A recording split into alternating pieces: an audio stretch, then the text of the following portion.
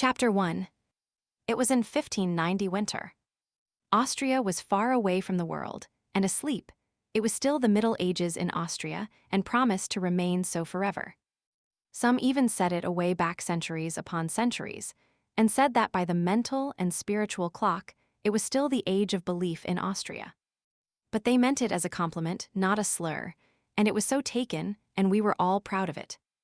I remember it well, although I was only a boy, and I remember, too, the pleasure it gave me. Yes, Austria was far from the world, and asleep, and our village was in the middle of that sleep, being in the middle of Austria. It drowsed in peace in the deep privacy of a hilly and woodsy solitude where news from the world hardly ever came to disturb its dreams, and was infinitely content. At its front flowed the tranquil river, its surface painted with cloud forms and the reflections of drifting arcs and stone boats. Behind it rose the woody steeps to the base of the lofty precipice. From the top of the precipice frowned a vast castle, its long stretch of towers and bastions mailed in vines. Beyond the river, a league to the left, was a tumbled expanse of forest-clothed hills cloven by winding gorges where the sun never penetrated. And to the right, a precipice overlooked the river, and between it and the hills, just spoken of, lay a far-reaching plain dotted with little homesteads nested among orchards and shade trees. The whole region for leagues around was the hereditary property of a prince, whose servants kept the castle always in perfect condition for occupancy, but neither he nor his family came there oftener than once in 5 years. When they came, it was as if the Lord of the world had arrived and had brought all the glories of its kingdoms along. And when they went, they left a calm behind which was like the deep sleep which follows an orgy. Esseldorf was a paradise for us boys. We were not overmuch pestered with schooling. Mainly we were trained to be good Christians, to revere the Virgin, the Church, and the saints above everything. Beyond these matters we were not required to know much, and in fact not allowed to. Knowledge was not good for the common people, and could make them discontented with the lot which God had appointed for them, and God would not endure discontentment with his plans. We had 2 priests. One of them, Father Adolf, was a very zealous and strenuous priest, much considered. There may have been better priests, in some ways, than Father Adolf, but there was never one in our commune who was held in more solemn and awful respect. This was because he had absolutely no fear of the devil. He was the only Christian I have ever known of whom that could be truly said. People stood in deep dread of him on that account, for they thought that there must be something supernatural about him, else he could not be so bold and so confident. All men speak in bitter disapproval of the devil, but they do it reverently, not flippantly.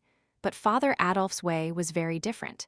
He called him by every name he could lay his tongue to, and it made everyone shudder that heard him. And often he would even speak of him scornfully and scoffingly. Then the people crossed themselves and went quickly out of his presence, fearing that something fearful might happen. Father Adolf had actually met Satan face to face more than once, and defied him. This was known to be so. Father Adolf said it himself. He never made any secret of it, but spoke it right out. And that he was speaking true there was proof in at least one instance, for on that occasion he quarreled with the enemy and intrepidly threw his bottle at him. And there, upon the wall of his study, was the ruddy splotch where it struck and broke. But it was Father Peter, the other priest, that we all loved best and were sorriest for.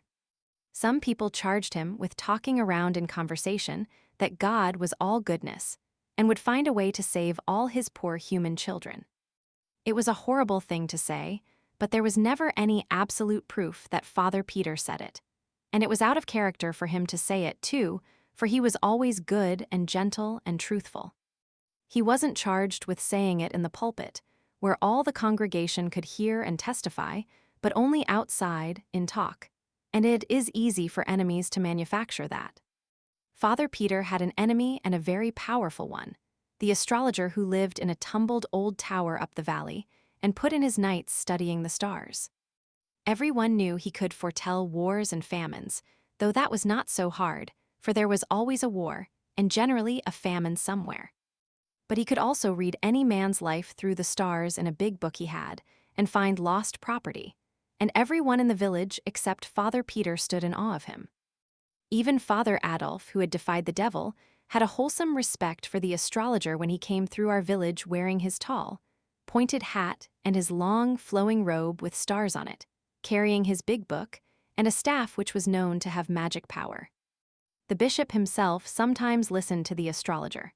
It was said, for besides studying the stars and prophesying, the astrologer made a great show of piety, which would impress the bishop, of course. But Father Peter took no stock in the astrologer. He denounced him openly as a charlatan, a fraud with no valuable knowledge of any kind, or powers beyond those of an ordinary and rather inferior human being, which naturally made the astrologer hate Father Peter and wish to ruin him. It was the astrologer, as we all believed, who originated the story about Father Peter's shocking remark and carried it to the bishop. It was said that Father Peter had made the remark to his niece, Marget, though Marget denied it and implored the bishop to believe her and spare her old uncle from poverty and disgrace. But the bishop wouldn't listen. He suspended Father Peter indefinitely, though he wouldn't go so far as to excommunicate him on the evidence of only one witness. And now Father Peter had been out a couple of years, and our other priest, Father Adolf, had his flock. Those had been hard years for the old priest and Marget. They had been favorites, but of course that changed when they came under the shadow of the bishop's frown. Many of their friends fell away entirely, and the rest became cool and distant. Marget was a lovely girl of 18 when the trouble came, and she had the best head in the village and the most in it. She taught the harp and earned all her clothes and pocket money by her own industry. But her scholars fell off one by one now. She was forgotten when there were dances and parties among the youth of the village.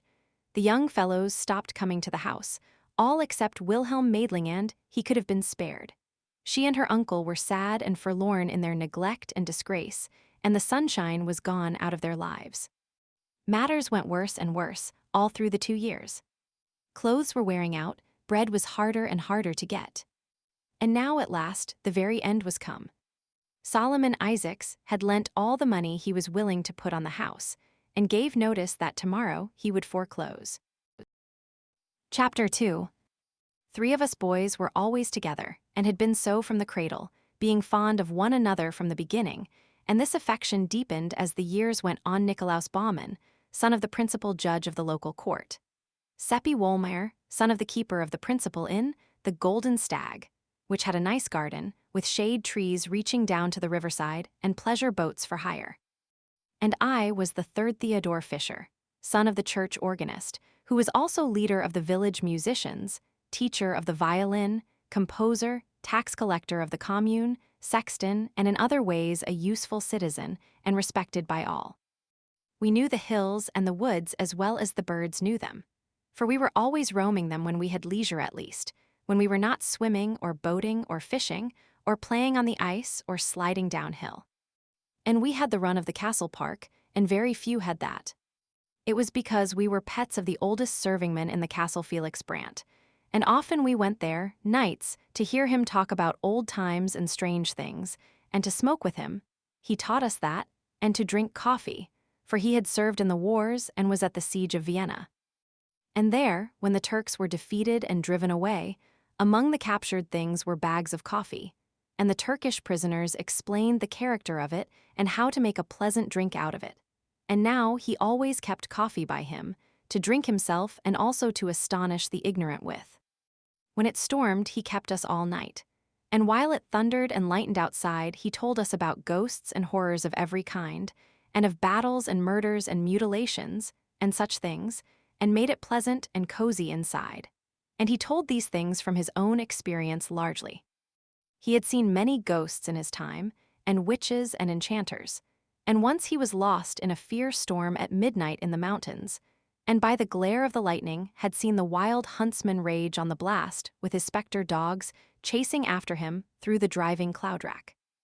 Also he had seen an incubus once, and several times he had seen the great bat that sucks the blood from the necks of people while they are asleep, fanning them softly with its wings, and so keeping them drowsy till they die. He encouraged us not to fear supernatural things, such as ghosts, and said they did no harm, but only wandered about because they were lonely and distressed and wanted kindly notice and compassion.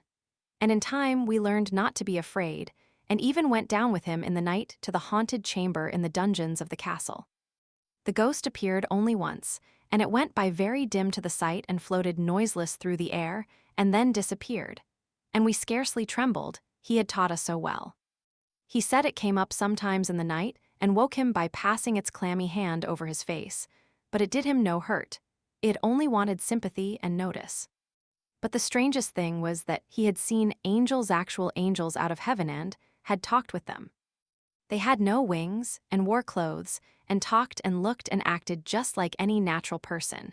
And you would never know them for angels except for the wonderful things they did which a mortal could not do, and the way they suddenly disappeared while you were talking with them, which was also a thing which no mortal could do. And he said they were pleasant and cheerful, not gloomy and melancholy like ghosts.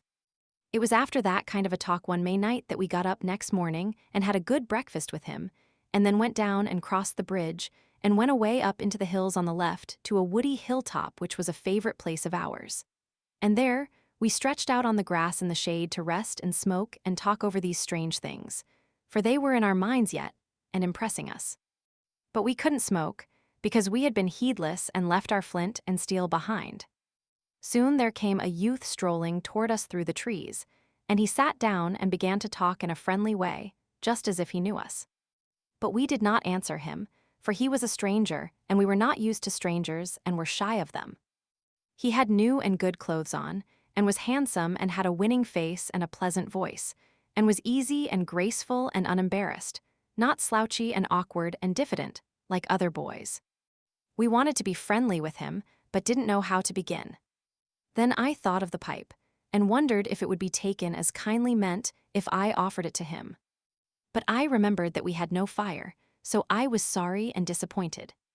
But he looked up bright and pleased, and said, "Fire? Oh, that is easy, I will furnish it." I was so astonished I couldn't speak, for I had not said anything. He took the pipe and blew his breath on it, and the tobacco glowed red, and spirals of blue smoke rose up. We jumped up and were going to run, for that was natural. And we did run a few steps, although he was yearningly pleading for us to stay, and giving us his word that he would not do us any harm, but only wanted to be friends with us and have company. So we stopped and stood and wanted to go back, being full of curiosity and wonder, but afraid to venture. He went on coaxing in his soft, persuasive way. And when we saw that the pipe did not blow up and nothing happened, our confidence returned by little and little, and presently our curiosity got to be stronger than our fear, and we ventured back but slowly, and ready to fly at any alarm. He was bent on putting us at ease, and he had the right art. One could not remain doubtful and timorous where a person was so earnest and simple and gentle, and talked so alluringly as he did. No, he won us over, and it was not long before we were content and comfortable and chatty, and glad we had found this new friend. When the feeling of constraint was all gone, we asked him how he had learned to do that strange thing, and he said he hadn't learned it at all. It came natural to him like other curious things. What ones? Oh, a number, I don't know how many. Will you let us see you do them? Do please, the others said. You won't run away again. No, indeed we won't. Please do. Won't you? Yes, with pleasure, but you mustn't forget your promise, you know. We said we wouldn't, and he went to a puddle and came back with water in a cup which he had made out of a leaf, and blew upon it and threw it out, and it was a lump of ice the shape of the cup. We were astonished and charmed, but not afraid any more. We were very glad to be there, and asked him to go on and do some more things. And he did. He said he would give us any kind of fruit we liked, whether it was in season or not. We all spoke at once. Orange. Apple. Grapes. They are in your pockets, he said, and it was true. And they were of the best, too, and we ate them and wished we had more, though none of us said so. You will find them where those came from, he said, and everything else your appetites call for, and you need not name the thing you wish. As long as I am with you, you have only to wish and find. And he said true. There was never anything so wonderful and so interesting. Bread, cakes, sweets, nuts, whatever one wanted, it was there. He ate nothing himself, but sat and chatted, and did one curious thing after another to amuse us. He made a tiny toy squirrel out of clay, and it ran up a tree and sat on a limb overhead and barked down at us. Then he made a dog that was not much larger than a mouse, and it treed the squirrel and danced about the tree, excited and barking, and was as alive as any dog could be. It frightened the squirrel from tree to tree and followed it up until both were out of sight in the forest. He made birds out of clay and set them free, and they flew away, singing. At last I made bold to ask him to tell us who he was. An angel, he said, quite simply, and set another bird free and clapped his hands and made it fly away. A kind of awe fell upon us when we heard him say that, and we were afraid again. But he said we need not be troubled. There was no occasion for us to be afraid of an angel, and he liked us anyway. He went on chatting, as simply and unaffectedly as ever. And while he talked, he made a crowd of little men and women the size of your finger, and they went diligently to work and cleared and leveled off a space a couple of yards square in the grass, and began to build a cunning little castle in it, the women mixing the mortar and carrying it up the scaffoldings in pails on their heads, just as our workwomen have always done. And the men laying the courses of masonry 500 of these toy people, swarming briskly about and working diligently, and wiping the sweat off their faces as natural as life. In the absorbing interest of watching those 500 little people make the castle grow step by step and course by course, and take shape and symmetry, that feeling and awe soon passed away, and we were quite comfortable and at home again. We asked if we might make some people, and he said yes, and told Seppi to make some cannon for the walls, and told Nicolaus to make some halberdiers, with breastplates and greaves and helmets, and I was to make some cavalry with horses, and in allotting these tasks he called us by our names, but did not say how he knew them. Then Seppi asked him what his own name was, and he said, tranquilly, Satan, and held out a chip and caught a little woman on it who was falling from the scaffolding and put her back where she belonged, and said, "She is an idiot to step backward like that and not notice what she is about." It caught us suddenly, that name did, and our work dropped out of our hands and broke to pieces a cannon, a halberdier, and a horse. Satan laughed and asked what was the matter. I said, nothing, only it seemed a strange name for an angel. He asked why.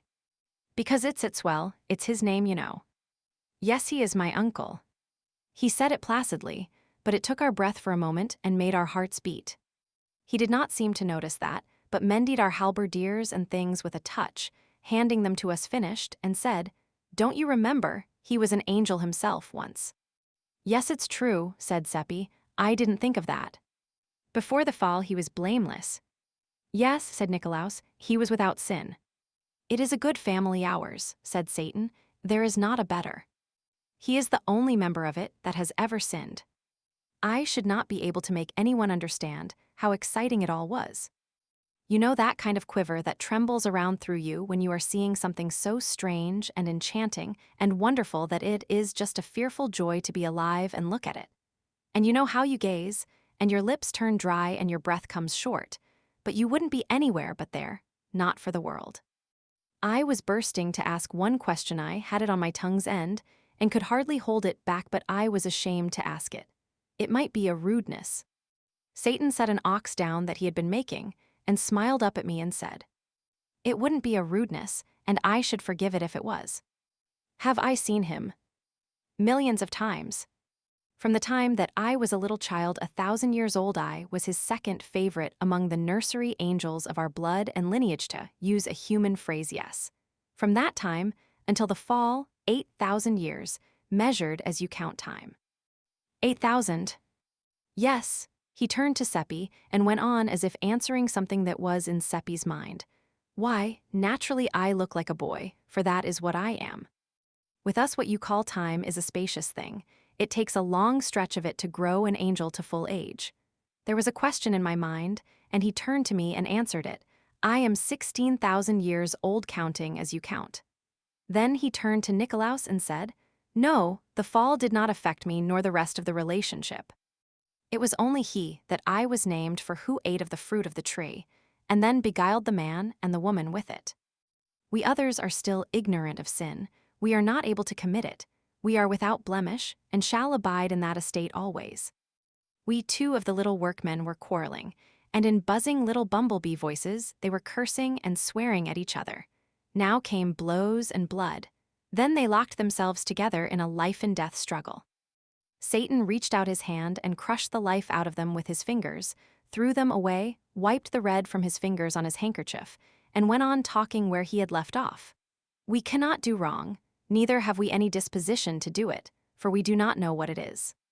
It seemed a strange speech, in the circumstances, but we barely noticed that. We were so shocked and grieved at the wanton murder he had committed, for murder it was. That was its true name, and it was without palliation or excuse, for the men had not wronged him in any way. It made us miserable, for we loved him, and had thought him so noble and so beautiful and gracious, and had honestly believed he was an angel. And to have him do this cruel thing, it lowered him so, and we had had such pride in him. He went right on talking, just as if nothing had happened, telling about his travels, and the interesting things he had seen in the big worlds of our solar system, and of other solar systems far away in the remotenesses of space, and about the customs of the immortals that inhabit them, somehow fascinating us, enchanting us, charming us in spite of the pitiful scene that was now under our eyes, for the wives of the little dead men had found the crushed and shapeless bodies and were crying over them, and sobbing and lamenting, and a priest was kneeling there with his hands crossed upon his breast, praying. And crowds of pitying friends were massed about them, reverently uncovered, with their bare heads bowed, and many with the tears running down a scene which Satan paid no attention to until the small noise of the weeping and praying began to annoy him. Then he reached out and took the heavy board seat out of our swing and brought it down and mashed all those people into the earth just as if they had been flies, and went on talking just the same. An angel and kill a priest. An angel who did not know how to do wrong, and yet destroys in cold blood hundreds of helpless poor men and women who had never done him any harm. It made us sick to see that awful deed, and to think that none of those poor creatures was prepared except the priest, for none of them had ever heard a mass or seen a church. And we were witnesses. We had seen these murders done, and it was our duty to tell, and let the law take its course. But he went on talking right along, and worked his enchantments upon us again with that fatal music of his voice. He made us forget everything. We could only listen to him and love him and be his slaves to do with us as he would. He made us drunk with the joy of being with him, and of looking into the heaven of his eyes, and of feeling the ecstasy that thrilled along our veins from the touch of his hand. Chapter 3.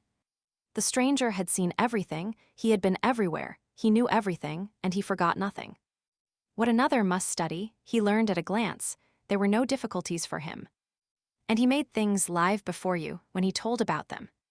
He saw the world made, he saw Adam created, he saw Samson surge against the pillars and bring the temple down in ruins about him, he saw Caesar's death, he told of the daily life in heaven.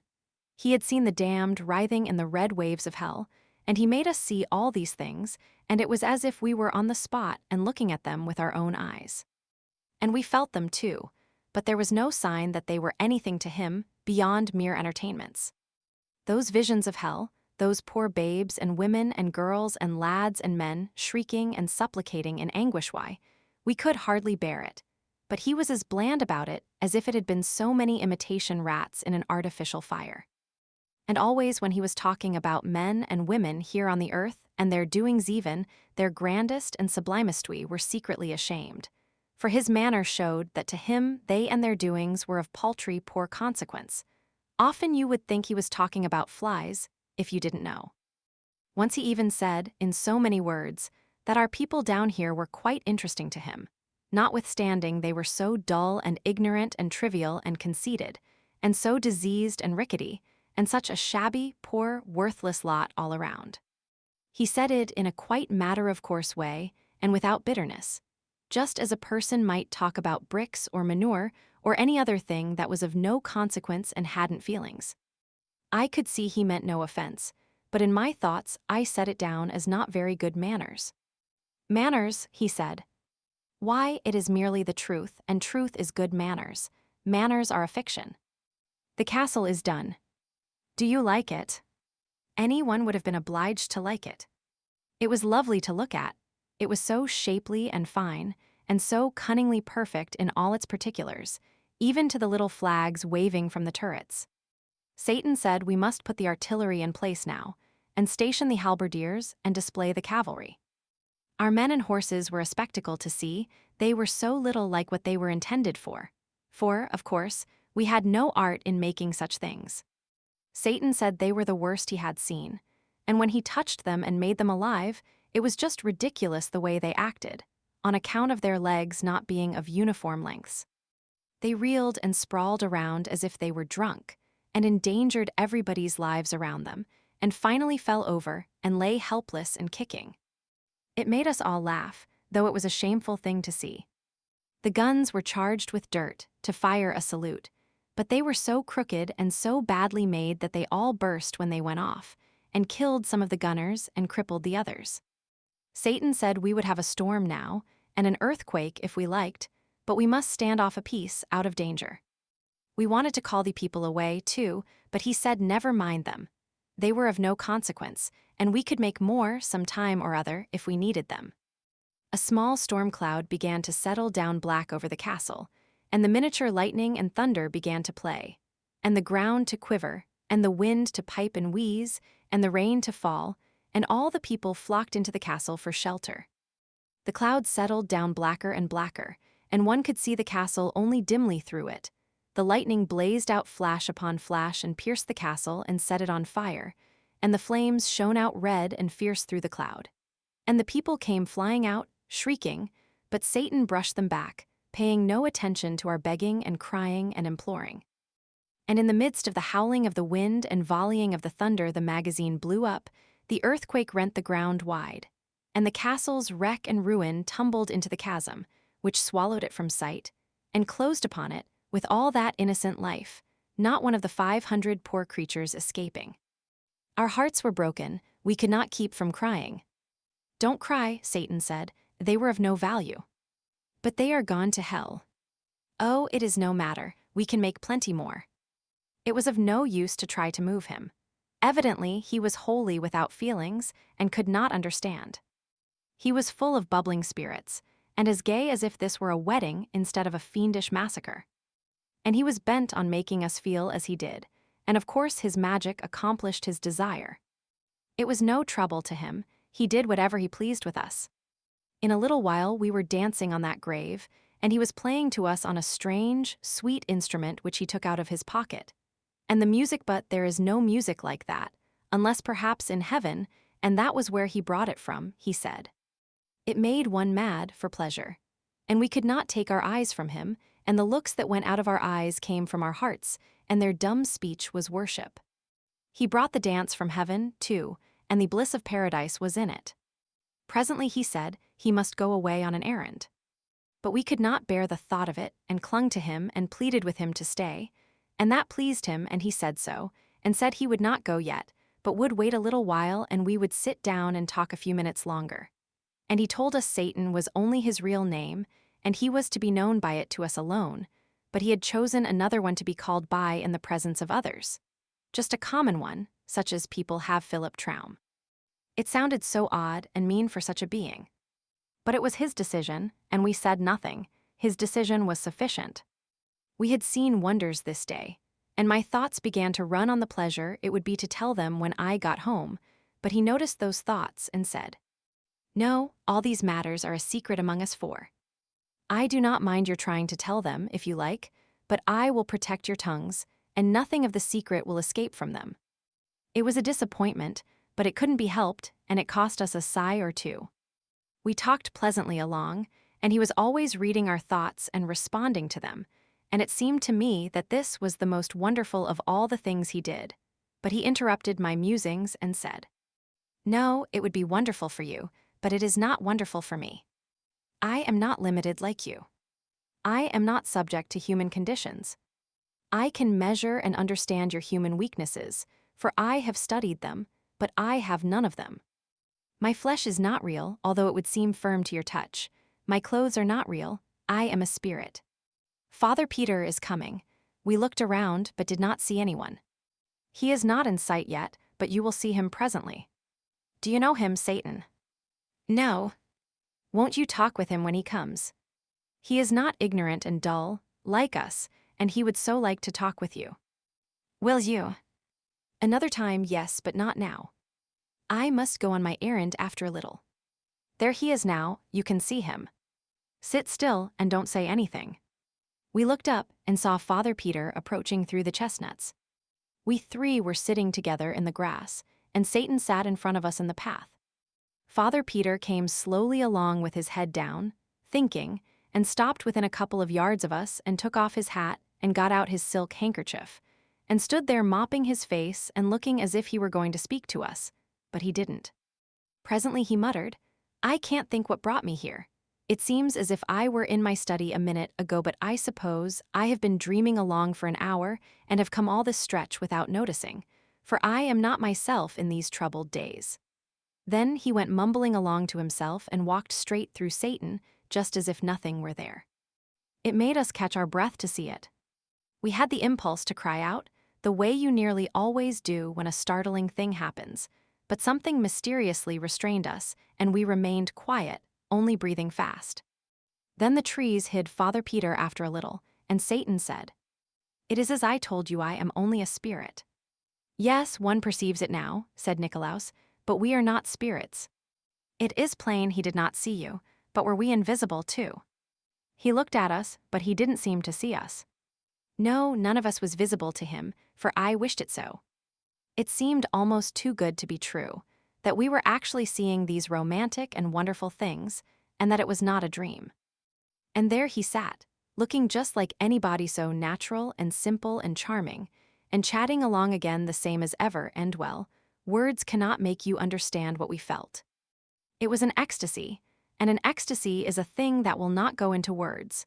It feels like music, and one cannot tell about music so that another person can get the feeling of it. He was back in the old ages once more now, and making them live before us. He had seen so much, so much. It was just a wonder to look at him, and try to think how it must seem to have such experience behind one. But it made you seem sorrowfully trivial, and the creature of a day, and such a short and paltry day, too. And he didn't say anything to raise up your drooping pride, no, not a word. He always spoke of men in the same old indifferent way, just as one speaks of bricks and manure piles and such things. You could see that they were of no consequence to him, one way or the other. He didn't mean to hurt us, you could see that, just as we don't mean to insult a brick when we disparage it. A brick's emotions are nothing to us. It never occurs to us to think whether it has any or not. Once when he was bunching the most illustrious kings and conquerors and poets and prophets and pirates and beggars together, just, a brick pili was shamed into putting in a word for man, and asked him why he made so much difference between men and himself. He had to struggle with that a moment. He didn't seem to understand how I could ask such a strange question. Then he said, "The difference between man and me. The difference between a mortal and an immortal. Between a cloud and a spirit." He picked up a woodlouse that was creeping along a piece of bark. "What is the difference between Caesar and this?" I said, "One cannot compare things which by their nature and by the interval between them are not comparable." "You have answered your own question," he said. "I will expand it. Man is made of dirt. I saw him made. I am not made of dirt. Man is a museum of diseases, a home of impurities. He comes today and is gone tomorrow. He begins as dirt and departs as stench. I am of the aristocracy of the imperishables. And man has the moral sense. You understand? He has the moral sense. That would seem to be difference enough between us, all by itself." He stopped there, as if that settled the matter. I was sorry, for at that time I had but a dim idea of what the moral sense was. I merely knew that we were proud of having it, and when he talked like that about it, it wounded me, and I felt as a girl feels who thinks her dearest finery is being admired, and then overhears strangers making fun of it. For a while we were all silent, and I, for one, was depressed. Then Satan began to chat again, and soon he was sparkling along in such a cheerful and vivacious vein that my spirits rose once more. He told some very cunning things that put us in a gale of laughter. And when he was telling about the time that Samson tied the torches to the foxes' tails and set them loose in the Philistines' corn, and Samson sitting on the fence slapping his thighs and laughing, with the tears running down his cheeks, and lost his balance and fell off the fence, the memory of that picture got him to laughing, too, and we did have a most lovely and jolly time. By and by he said, "I am going on my errand now." "Don't," we all said. "Don't go, stay with us." "You won't come back." "Yes, I will, I give you my word." "When?"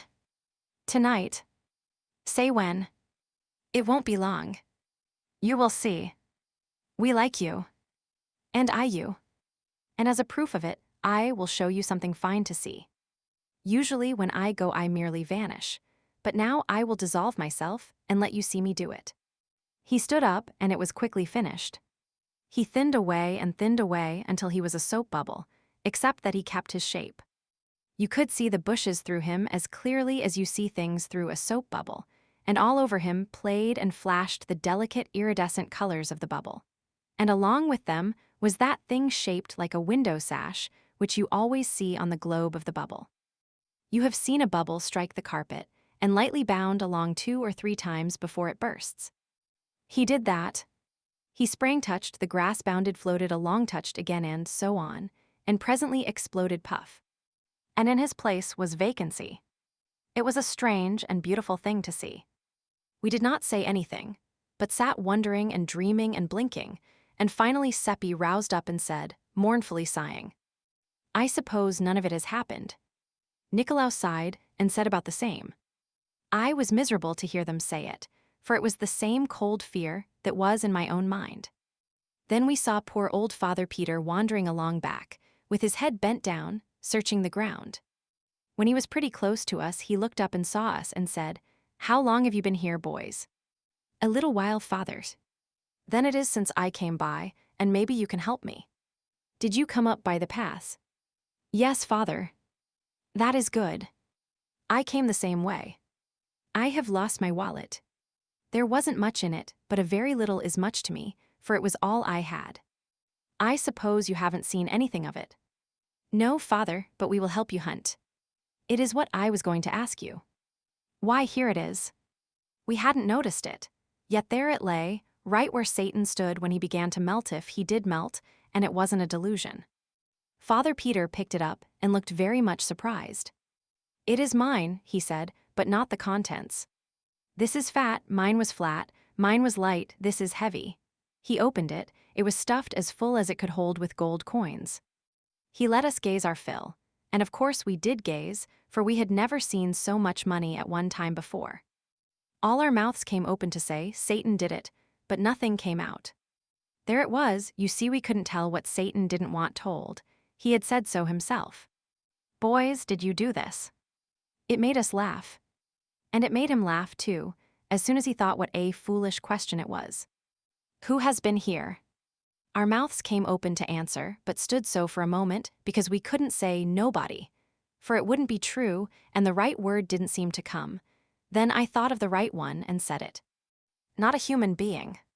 "That is so," said the others, and let their mouths go shut. "It is not so," said Father Peter, and looked at us very severely. "I came by here a while ago, and there was no one here, but that is nothing. Someone has been here since. I don't mean to say that the person didn't pass here before you came, and I don't mean to say you saw him, but someone did pass, that I know." "On your honor you saw no one." "Not a human being." "That is sufficient, I know you are telling me the truth." He began to count the money on the path, we on our knees eagerly helping to stack it in little piles. "It's 1,100 ducats odd," he said. "Oh dear.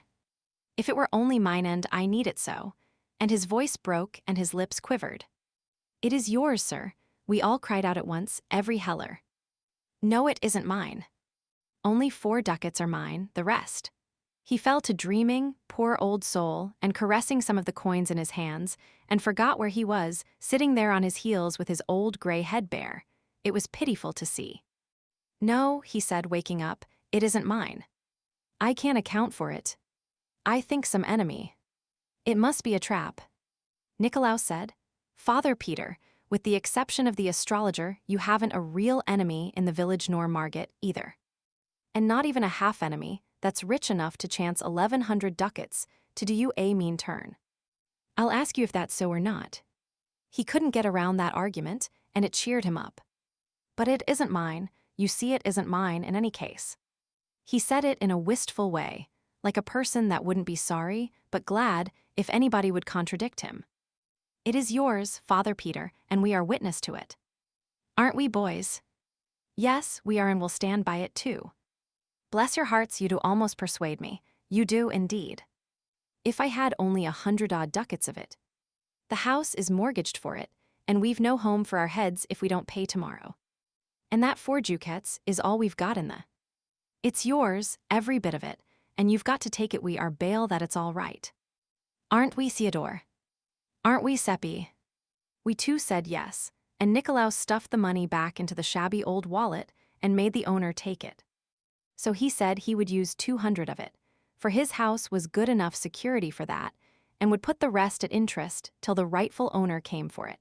And on our side, we must sign a paper showing how he got the money, a paper to show to the villagers as proof that he had not got out of his troubles dishonestly. Chapter 4. It made immense talk next day, when Father Peter paid Solomon Isaacs in gold and left the rest of the money with him at interest. Also, there was a pleasant change. Many people called at the house to congratulate him, and a number of cool old friends became kind and friendly again, and, to top all, Marget was invited to a party. And there was no mystery. Father Peter told the whole circumstance just as it happened, and said he could not account for it, only it was the plain hand of Providence, so far as he could see. 1 or 2 shook their heads and said privately it looked more like the hand of Satan, and really that seemed a surprisingly good guess for ignorant people like that. Some came slyly buzzing around and tried to coax us boys to come out and tell the truth, and promised they wouldn't ever tell, but only wanted to know for their own satisfaction because the whole thing was so curious. They even wanted to buy the secret and pay money for it, and if we could have invented something that would answer, but we couldn't. We hadn't the ingenuity, so we had to let the chance go by, and it was a pity. We carried that secret around without any trouble, but the other one, the big one, the splendid one, burned the very vitals of us. It was so hot to get out, and we so hot to let it out and astonish people with it. But we had to keep it in fact, it kept itself in. Satan said it would, and it did. We went off every day and got to ourselves in the woods so that we could talk about Satan, and really that was the only subject we thought of or cared anything about. And day and night we watched for him and hoped he would come, and we got more and more impatient all the time. We hadn't any interest in the other boys anymore, and wouldn't take part in their games and enterprises. They seemed so tame after Satan, and their doings so trifling and commonplace after his adventures in antiquity and the constellations, and his miracles and meltings and explosions and all that. During the first day, we were in a state of anxiety on account of one thing, and we kept going to Father Peter's house on one pretext or another to keep track of it. That was the gold coin. We were afraid it would crumble and turn to dust like fairy money. If it did, but it didn't. At the end of the day, no complaint had been made about it, so after that we were satisfied that it was real gold and dropped the anxiety out of our minds. There was a question which we wanted to ask Father Peter, and finally we went there the second evening, a little diffidently, after drawing straws, and I asked it as casually as I could, though it did not sound as casual as I wanted, because I didn't know how. What is the moral sense, sir? He looked down, surprised, over his great spectacles and said, Why, it is the faculty which enables us to distinguish good from evil. It threw some light, but not a glare, and I was a little disappointed, also to some degree embarrassed. He was waiting for me to go on, so, in default of anything else to say, I asked, Is it valuable? Valuable? Heavens! Lad, it is the one thing that lifts man above the beasts that perish, and makes him heir to immortality. This did not remind me of anything further to say, so I got out, with the other boys, and we went away with that indefinite sense you have often had of being filled but not fatted. They wanted me to explain, but I was tired. We passed out through the parlor, and there was Marget at the spinet teaching Marie Luger. So one of the deserting pupils was back, and an influential one, too, the others would follow. Marget jumped up and ran and thanked us again, with tears in her eyes. This was the third time for saving her and her uncle from being turned into the street, and we told her again we hadn't done it. But that was her way. She never could be grateful enough for anything a person did for her, so we let her have her say. And as we passed through the garden, there was Wilhelm Maidling sitting there waiting, for it was getting toward the edge of the evening, and he would be asking Marget to take a walk along the river with him when she was done with the lesson. He was a young lawyer, and succeeding fairly well and working his way along, little by little. He was very fond of Marget, and she of him. He had not deserted along with the others, but had stood his ground all through. His faithfulness was not lost on Marget and her uncle. He hadn't so very much talent, but he was handsome and good, and these are a kind of talents themselves and help along. He asked us how the lesson was getting along, and we told him it was about done. And maybe it was so. We didn't know anything about it, but we judged it would please him, and it did, and didn't cost us anything. Chapter 5. On the fourth day comes the astrologer from his crumbling old tower up the valley, where he had heard the news, I reckon. He had a private talk with us, and we told him what we could, for we were mightily in dread of him. He sat there studying a while to himself. Then he asked, "How many ducats did you say?" 1107, sir. Then he said, as if he were talking to himself, "It is very singular." Yes. Very strange. A curious coincidence. Then he began to ask questions, and went over the whole ground from the beginning, we answering. By and by he said, 1106 ducats. It is a large sum. 7, said Seppi, correcting him. Oh, 7 was it? Of course a ducat more or less isn't of consequence, but you said 1106 before. It would not have been safe for us to say he was mistaken, but we knew he was. Nicolaus said, "We ask pardon for the mistake, but we meant to say 7. Oh, it is no matter, lad. It was merely that I noticed the discrepancy. It is several days, and you cannot be expected to remember precisely. One is apt to be inexact when there is no particular circumstance to impress the count upon the memory." But there was one, sir, said Seppi eagerly. What was it, my son? Asked the astrologer indifferently. First, we all counted the piles of coin, each in turn, and all made it the same 1106. But I had slipped one out, for fun, when the count began, and now I slipped it back and said, "I think there is a mistake, there are 1107, let us count again." We did, and of course I was right. They were astonished, then I told how it came about. The astrologer asked us if this was so, and we said it was. That settles it, he said. I know the thief now. Lads, the money was stolen. Then he went away, leaving us very much troubled and wondering what he could mean. In about an hour we found out, for by that time it was all over the village that Father Peter had been arrested for stealing a great sum of money from the astrologer. Everybody's tongue was loose and going. Many said it was not in Father Peter's character and must be a mistake, but the others shook their heads and said misery and want could drive a suffering man to almost anything. About one detail, there were no differences. All agreed that Father Peter's account of how the money came into his hands was just about unbelievable. It had such an impossible look. They said it might have come into the astrologer's hands in some such way, but into Father Peter's, never. Our characters began to suffer now. We were Father Peter's only witnesses. How much did he probably pay us to back up his fantastic tale? People talked that kind of talk to us pretty freely and frankly, and were full of scoffings when we begged them to believe really we had told only the truth. Our parents were harder on us than anyone else. Our fathers said we were disgracing our families, and they commanded us to purge ourselves of our lie, and there was no limit to their anger when we continued to say we had spoken true. Our mothers cried over us and begged us to give back our bribe and get back our honest names and save our families from shame, and come out and honorably confess. And at last we were so worried and harassed that we tried to tell the whole thing, Satan and all, but no, it wouldn't come out. We were hoping and longing all the time that Satan would come and help us out of our trouble, but there was no sign of him. Within an hour after the astrologer's talk with us, Father Peter was in prison and the money sealed up and in the hands of the officers of the law. The money was in a bag, and Solomon Isaacs said he had not touched it since he had counted it. His oath was taken that it was the same money, and that the amount was 1,107 ducats. Father Peter claimed trial by the ecclesiastical court, but our other priest, Father Adolf, said an ecclesiastical court hadn't jurisdiction over a suspended priest. The bishop upheld him. That settled it. The case would go to trial in the civil court. The court would not sit for some time to come.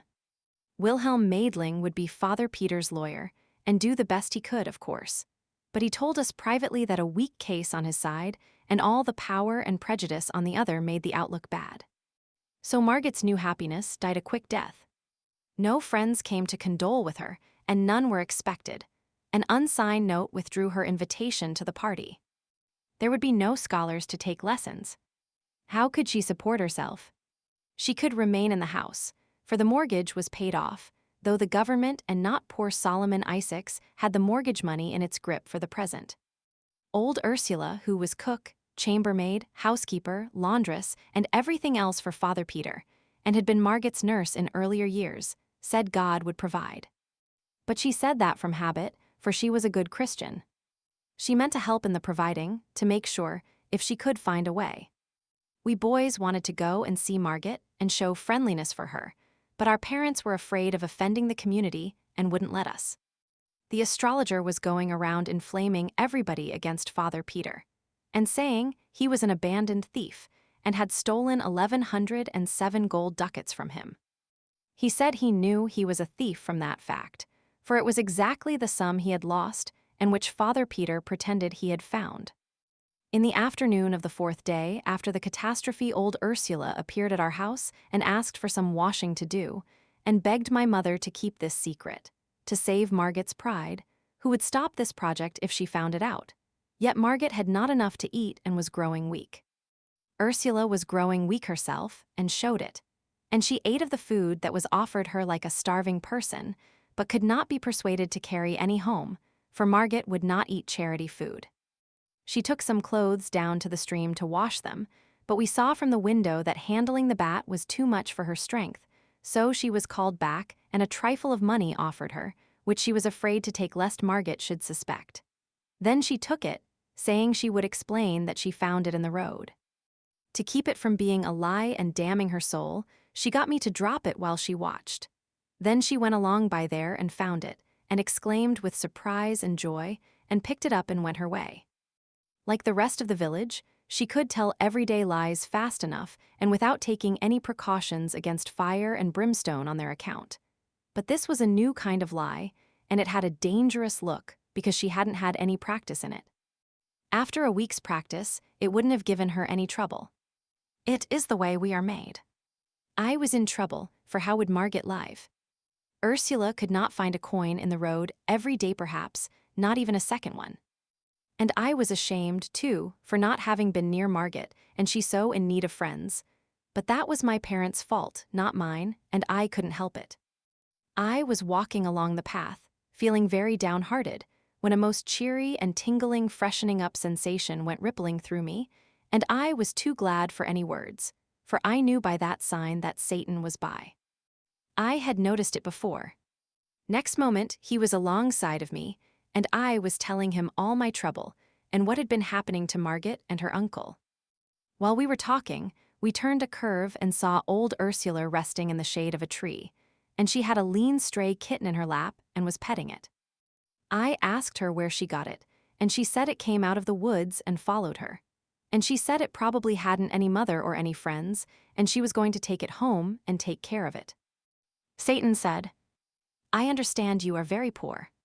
Why do you want to add another mouth to feed? Why don't you give it to some rich person?" Ursula bridled at this and said, "Perhaps you would like to have it. You must be rich with your fine clothes and quality airs." Then she sniffed and said, "Give it to the rich the idea. The rich don't care for anybody but themselves. It's only the poor that have feeling for the poor and help them. The poor in God. God will provide for this kitten. What makes you think so?" Ursula's eyes snapped with anger. "Because I know it," she said. "Not a sparrow falls to the ground without his seeing it. But it falls just the same. What good is seeing it fall? Old Ursula's jaws worked, but she could not get any word out for the moment. She was so horrified. When she got her tongue, she stormed out, "Go about your business, you puppy, or I will take a stick to you." I could not speak, I was so scared. I knew that with his notions about the human race, Satan would consider it a matter of no consequence to strike her dead, there being plenty more. But my tongue stood still, I could give her no warning. But nothing happened. Satan remained tranquil and indifferent. I suppose he could not be insulted by Ursula, any more than the king could be insulted by a tumblebug. The old woman jumped to her feet when she made her remark, and did it as briskly as a young girl. It had been many years since she had done the like of that. That was Satan's influence. He was a fresh breeze to the weak and the sick, wherever he came. His presence affected even the lame kitten, and it skipped to the ground and began to chase a leaf. This surprised Ursula, and she stood looking at the creature and nodding her head wonderingly, her anger quite forgotten. "What's come over it?" she said. "A while ago it could hardly walk." "You have not seen a kitten of that breed before," said Satan. Ursula was not proposing to be friendly with the mocking stranger, and she gave him an ungentle look and retorted, "Who asked you to come here and pester me? I'd like to know. And what do you know about what I've seen and what I haven't seen? You haven't seen a kitten with the hair spines on its tongue pointing to the front, have you? No, nor you either. Well, examine this one and see." Ursula was become pretty spry, but the kitten was sprier, and she could not catch it and had to give it up. Then Satan said, "Give it a name, and maybe it will come." Ursula tried several names, but the kitten was not interested. "Call it Agnes." "Try that." The creature answered to the name and came. Ursula examined its tongue. "Upon my word it's true," she said. "I have not seen this kind of a cat before. Is it yours?" "No." "Then how did you know its name so pat?" "Because all cats of that breed are named Agnes. They will not answer to any other." Ursula was impressed. "It is the most wonderful thing." Then a shadow of trouble came into her face, for her superstitions were aroused, and she reluctantly put the creature down, saying, "I suppose I must let it go. I am not afraid, no, not exactly that, though the priest, well, I've heard people indeed, many people. And besides, it is quite well now and can take care of itself." She sighed and turned to go, murmuring, "It is such a pretty one, too, and would be such company, and the house is so sad and lonesome these troubled days. Miss Marget so mournful and just a shadow, and the old master shut up in jail. It seems a pity not to keep it," said Satan. Ursula turned quickly just, as if she were hoping someone would encourage her. "Why?" she asked wistfully. "Because this breed brings luck." "Does it? Is it true?" "Young man, do you know it to be true?" "How does it bring luck?" "Well, it brings money anyway." Ursula looked disappointed. "Money? A cat bring money? The idea. You could never sell it here. People do not buy cats here. One can't even give them away." She turned to go. "I don't mean sell it. I mean have an income from it. This kind is called the lucky cat. Its owner finds 4 silver groschen in his pocket every morning." I saw the indignation rising in the old woman's face. She was insulted. This boy was making fun of her. That was her thought. She thrust her hands into her pockets and straightened up to give him a piece of her mind. Her temper was all up and hot. Her mouth came open and let out 3 words of a bitter sentence. Then it fell silent, and the anger in her face turned to surprise or wonder or fear or something, and she slowly brought out her hands from her pockets and opened them and held them so. In one was my piece of money, in the other lay 4 silver groschen. She gazed a little while, perhaps to see if the groschen would vanish away. Then she said, fervently, it's true, and I'm ashamed and beg forgiveness, oh dear master and benefactor." And she ran to Satan and kissed his hand, over and over again, according to the Austrian custom. In her heart, she probably believed it was a witch cat and an agent of the devil. But no matter, it was all the more certain to be able to keep its contract and furnish a daily good living for the family. For in matters of finance, even the piousest of our peasants would have more confidence in an arrangement with the devil than with an archangel. Ursula started homeward with Agnes in her arms, and I said I wished I had her privilege of seeing Marget. Then I caught my breath, for we were there in the parlor, and Marget standing looking at us, astonished. She was feeble and pale, but I knew that those conditions would not last in Satan's atmosphere, and it turned out so. I introduced Satan, that is, Philip Traumond. We sat down and talked. There was no constraint. We were simple folk in our village, and when a stranger was a pleasant person, we were soon friends. Marget wondered how we got in without her hearing us. Traum said the door was open, and we walked in and waited until she should turn around and greet us. This was not true. No door was open. We entered through the walls or the roof or down the chimney or somehow. But no matter. What Satan wished a person to believe, the person was sure to believe, and so Marget was quite satisfied with that explanation. And then the main part of her mind was on Traum anyway. She couldn't keep her eyes off him, he was so beautiful. That gratified me and made me proud. I hoped he would show off some, but he didn't. He seemed only interested in being friendly and telling lies. He said he was an orphan. That made Marget pity him. The water came into her eyes. He said he had never known his mama. She passed away while he was a young thing, and said his papa was in shattered health, and had no property to speak of. In fact, none of any earthly value, but he had an uncle in business down in the tropics, and he was very well off and had a monopoly, and it was from this uncle that he drew his support. The very mention of a kind uncle was enough to remind Marget of her own, and her eyes filled again. She said she hoped their two uncles would meet some day. It made me shudder. Philip said he hoped so too, and that made me shudder again. Maybe they will, said Marget. Does your uncle travel much? Oh yes, he goes all about, he has business everywhere. And so they went on chatting, and poor Marget forgot her sorrow for one little while anyway. It was probably the only really bright and cheery hour she had known lately. I saw she liked Philip, and I knew she would. And when he told her he was studying for the ministry, I could see that she liked him better than ever.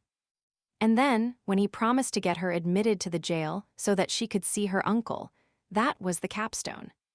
He said he would give the guards a little present, and she must always go in the evening after dark and say nothing, but just show this paper and pass in, and show it again when you come out. And he scribbled some queer marks on the paper and gave it to her, and she was ever so thankful, and right away was in a fever for the sun to go down. For in that old, cruel time prisoners were not allowed to see their friends, and sometimes they spent years in the jails without ever seeing a friendly face. I judged that the marks on the paper were an enchantment, and that the guards would not know what they were doing, nor have any memory of it afterward. And that was indeed the way of it. Ursula put her head in at the door now and said, "Supper's ready, miss." Then she saw us and looked frightened and motioned me to come to her, which I did, and she asked if we had told about the cat. I said no, and she was relieved and said please don't. For if Miss Marget knew, she would think it was an unholy cat and would send for a priest and have its gifts all purified out of it, and then there wouldn't be any more dividends. So I said we wouldn't tell, and she was satisfied. Then I was beginning to say goodbye to Marget, but Satan interrupted and said, ever so politely, well, I don't remember just the words, but anyway he as good as invited himself to supper, and me too. Of course Marget was miserably embarrassed, for she had no reason to suppose there would be half enough for a sick bird. Ursula heard him, and she came straight into the room, not a bit pleased. At first she was astonished to see Marget looking so fresh and rosy, and said so.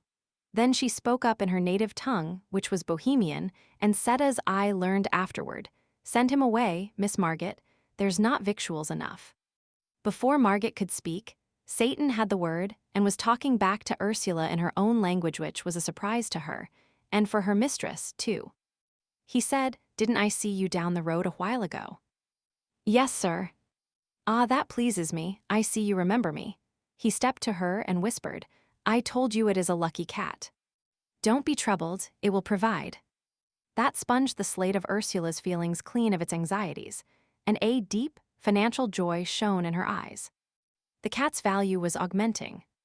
It was getting full time for Marget to take some sort of notice of Satan's invitation, and she did it in the best way, the honest way that was natural to her.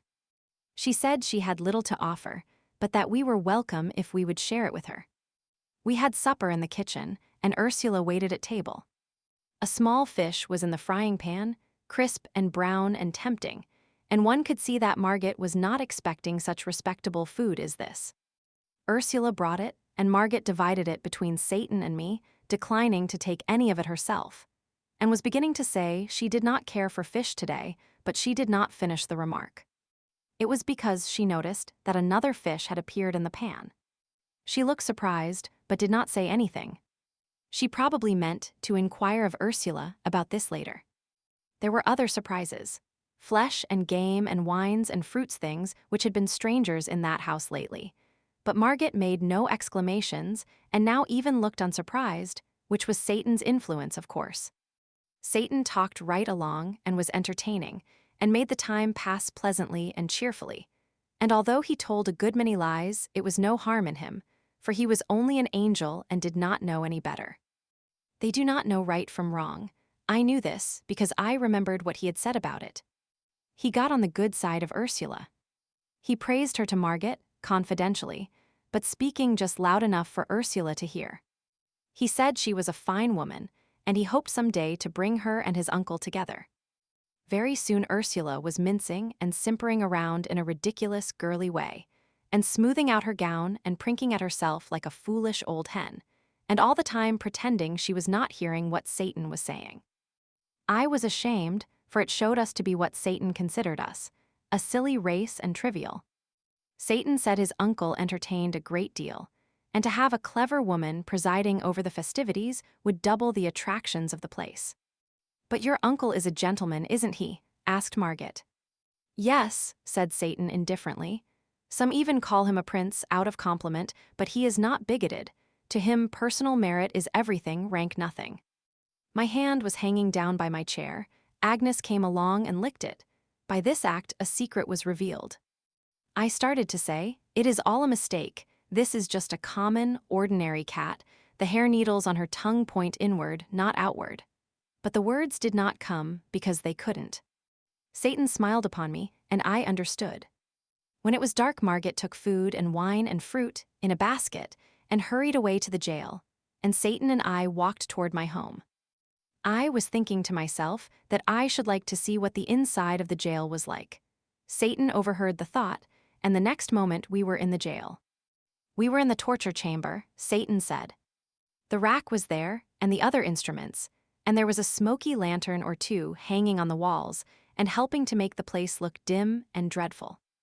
There were people there and executioners, but as they took no notice of us, it meant that we were invisible. A young man lay bound, and Satan said he was suspected of being a heretic, and the executioners were about to inquire into it. They asked the man to confess to the charge, and he said he could not, for it was not true. Then they drove splinter after splinter under his nails, and he shrieked with the pain. Satan was not disturbed, but I could not endure it and had to be whisked out of there. I was faint and sick, but the fresh air revived me, and we walked toward my home. I said it was a brutal thing. No, it was a human thing. You should not insult the brutes by such a misuse of that word. They have not deserved it. And he went on talking like that. It is like your paltry race always lying, always claiming virtues which it hasn't got, always denying them to the higher animals, which alone possess them. No brute ever does a cruel thing. That is the monopoly of those with the moral sense. When a brute inflicts pain, he does it innocently. It is not wrong. For him there is no such thing as wrong. And he does not inflict pain, for the pleasure of inflicting it only man does that. Inspired by that mongrel moral sense of his. A sense whose function is to distinguish between right and wrong, with liberty to choose which of them he will do. Now what advantage can he get out of that? He is always choosing, and in 9 cases out of 10 he prefers the wrong. There shouldn't be any wrong, and without the moral sense there couldn't be any. And yet he is such an unreasoning creature that he is not able to perceive that the moral sense degrades him to the bottom layer of animated beings and is a shameful possession. Are you feeling better? Let me show you something. Chapter 6. In a moment, we were in a French village. We walked through a great factory of some sort, where men and women and little children were toiling in heat and dirt and a fog of dust. And they were clothed in rags and drooped at their work, for they were worn and half-starved, and weak and drowsy. Satan said, "It is some more moral sense.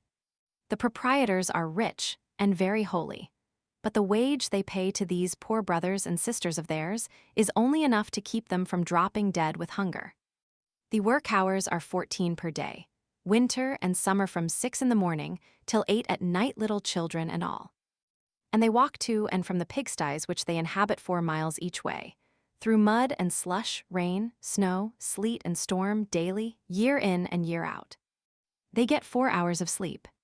They kennel together, 3 families in a room, in unimaginable filth and stench, and disease comes and they die off like flies.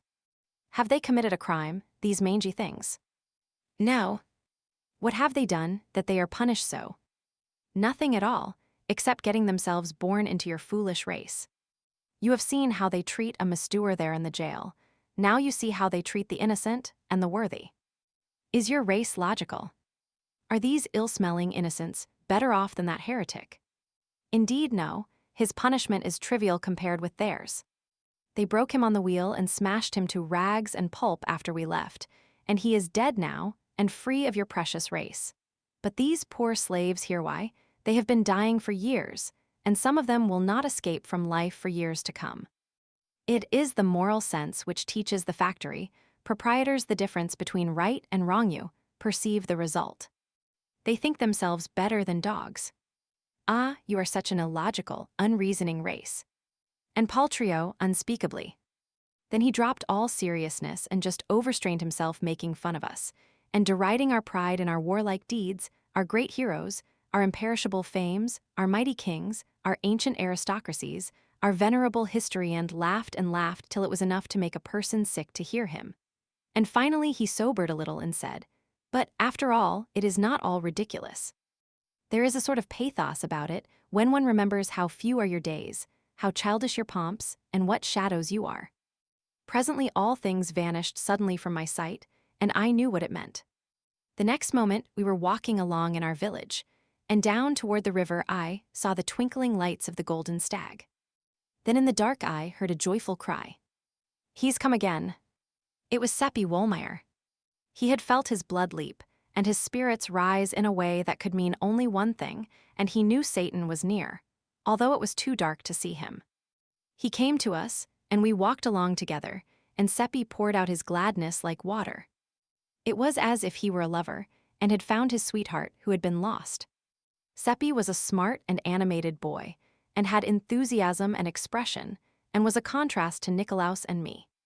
He was full of the last new mystery, now the disappearance of Hans Oppert, the village loafer. People were beginning to be curious about it, he said.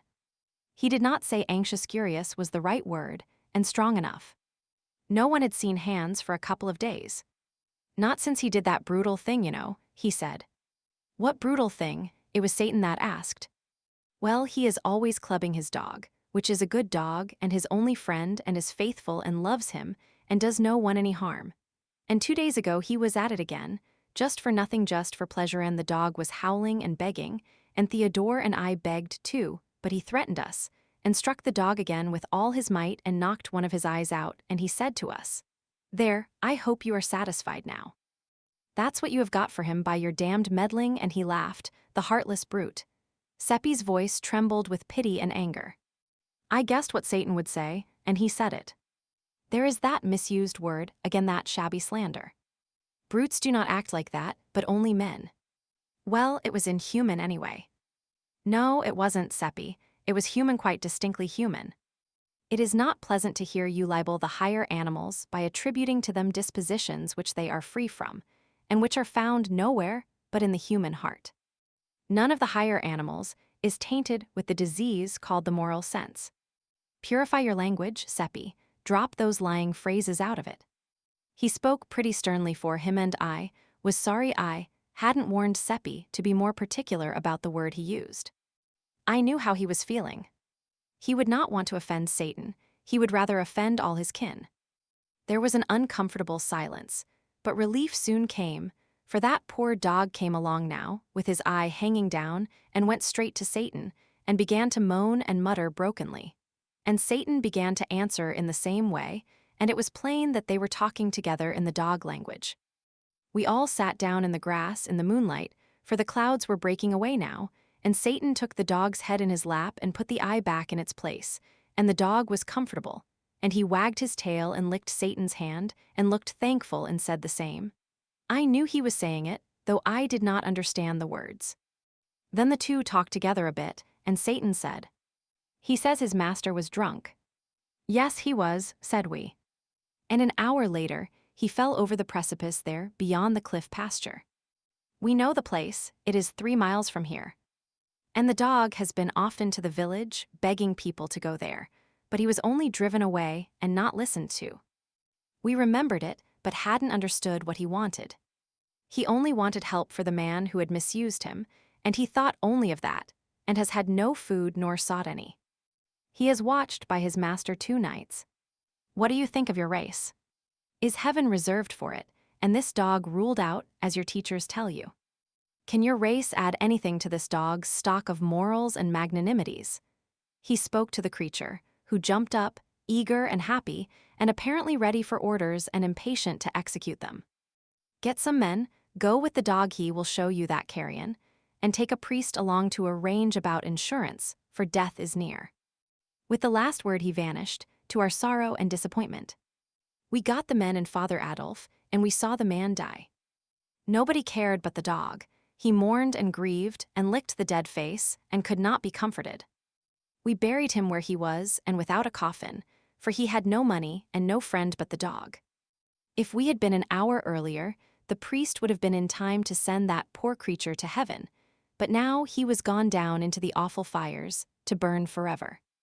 It seemed such a pity that in a world where so many people have difficulty to put in their time, 1 little hour could not have been spared for this poor creature who needed it so much, and to whom it would have made the difference between eternal joy and eternal pain.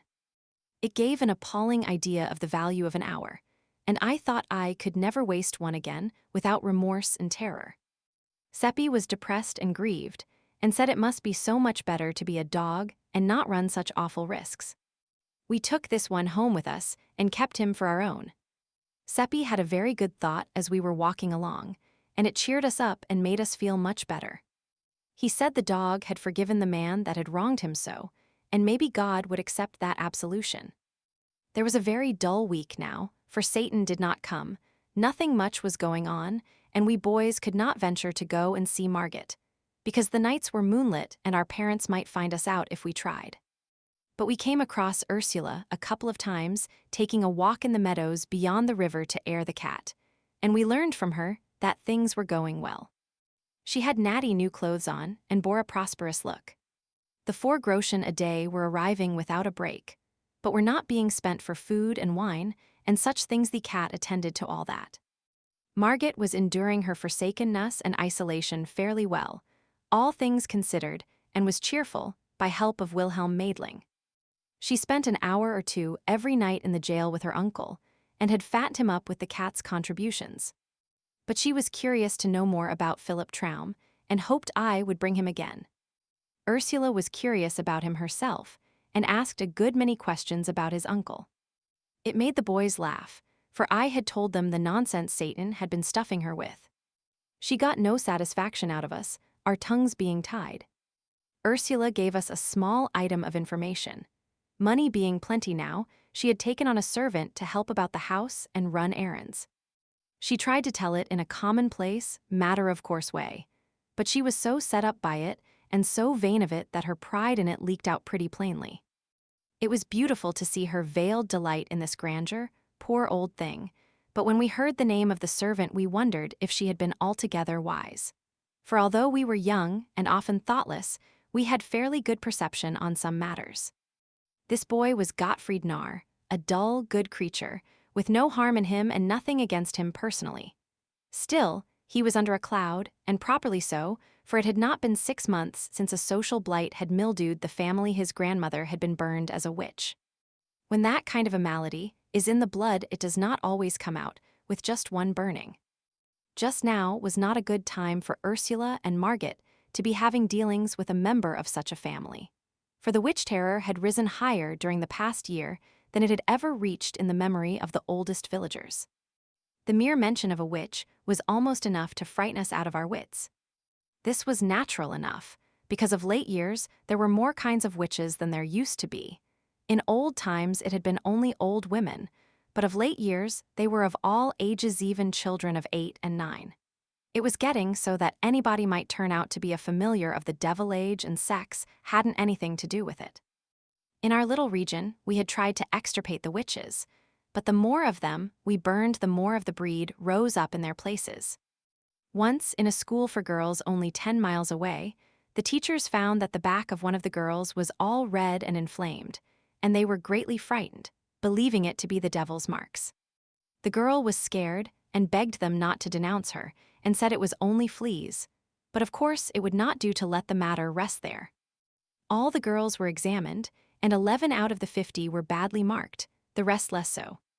A commission was appointed, but the 11 only cried for their mothers and would not confess. Then they were shut up, each by herself in the dark, and put on black bread and water for 10 days and nights. And by that time they were haggard and wild, and their eyes were dry, and they did not cry any more, but only sat and mumbled and would not take the food. Then one of them confessed, and said they had often ridden through the air on broomsticks to the witches' Sabbath, and in a bleak place, high up in the mountains, had danced and drunk and caroused with several hundred other witches and the evil one, and all had conducted themselves in a scandalous way, and had reviled the priests and blasphemed God. That is what she said, not in narrative form, for she was not able to remember any of the details without having them called to her mind one after the other. But the commission did that, for they knew just what questions to ask, they being all written down for the use of witch commissioners 2 centuries before. They asked, "Did you do so and so?" And she always said yes, and looked weary and tired, and took no interest in it. And so when the other 10 heard that this one confessed, they confessed, too, and answered yes to the questions.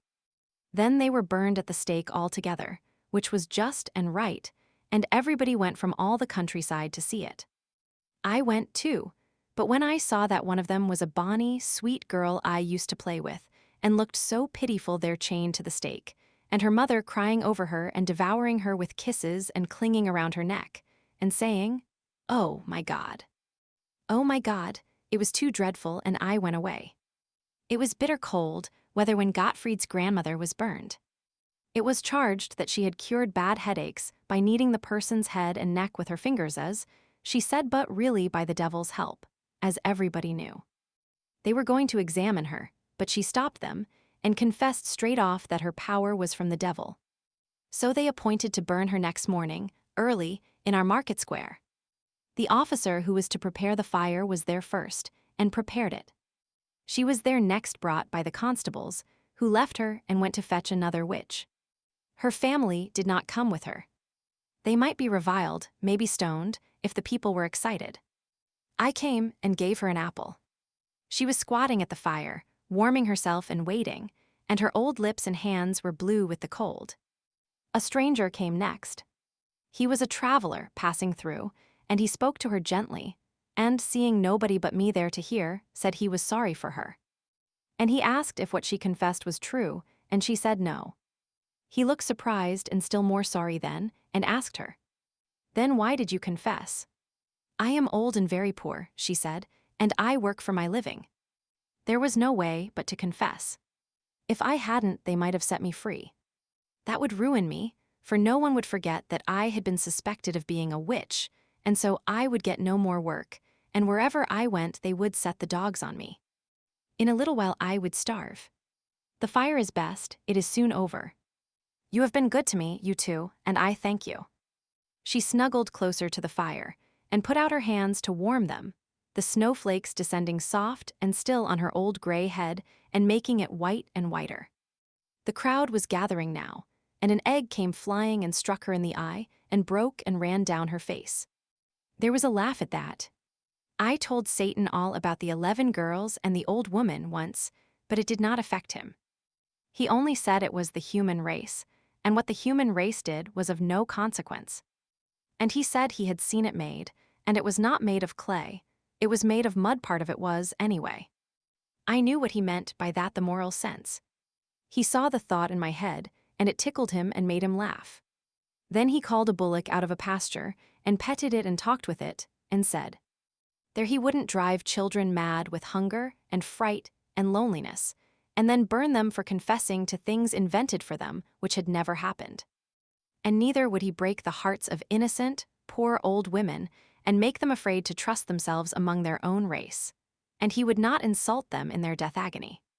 For he is not besmirched with the moral sense, but is as the angels are, and knows no wrong, and never does it.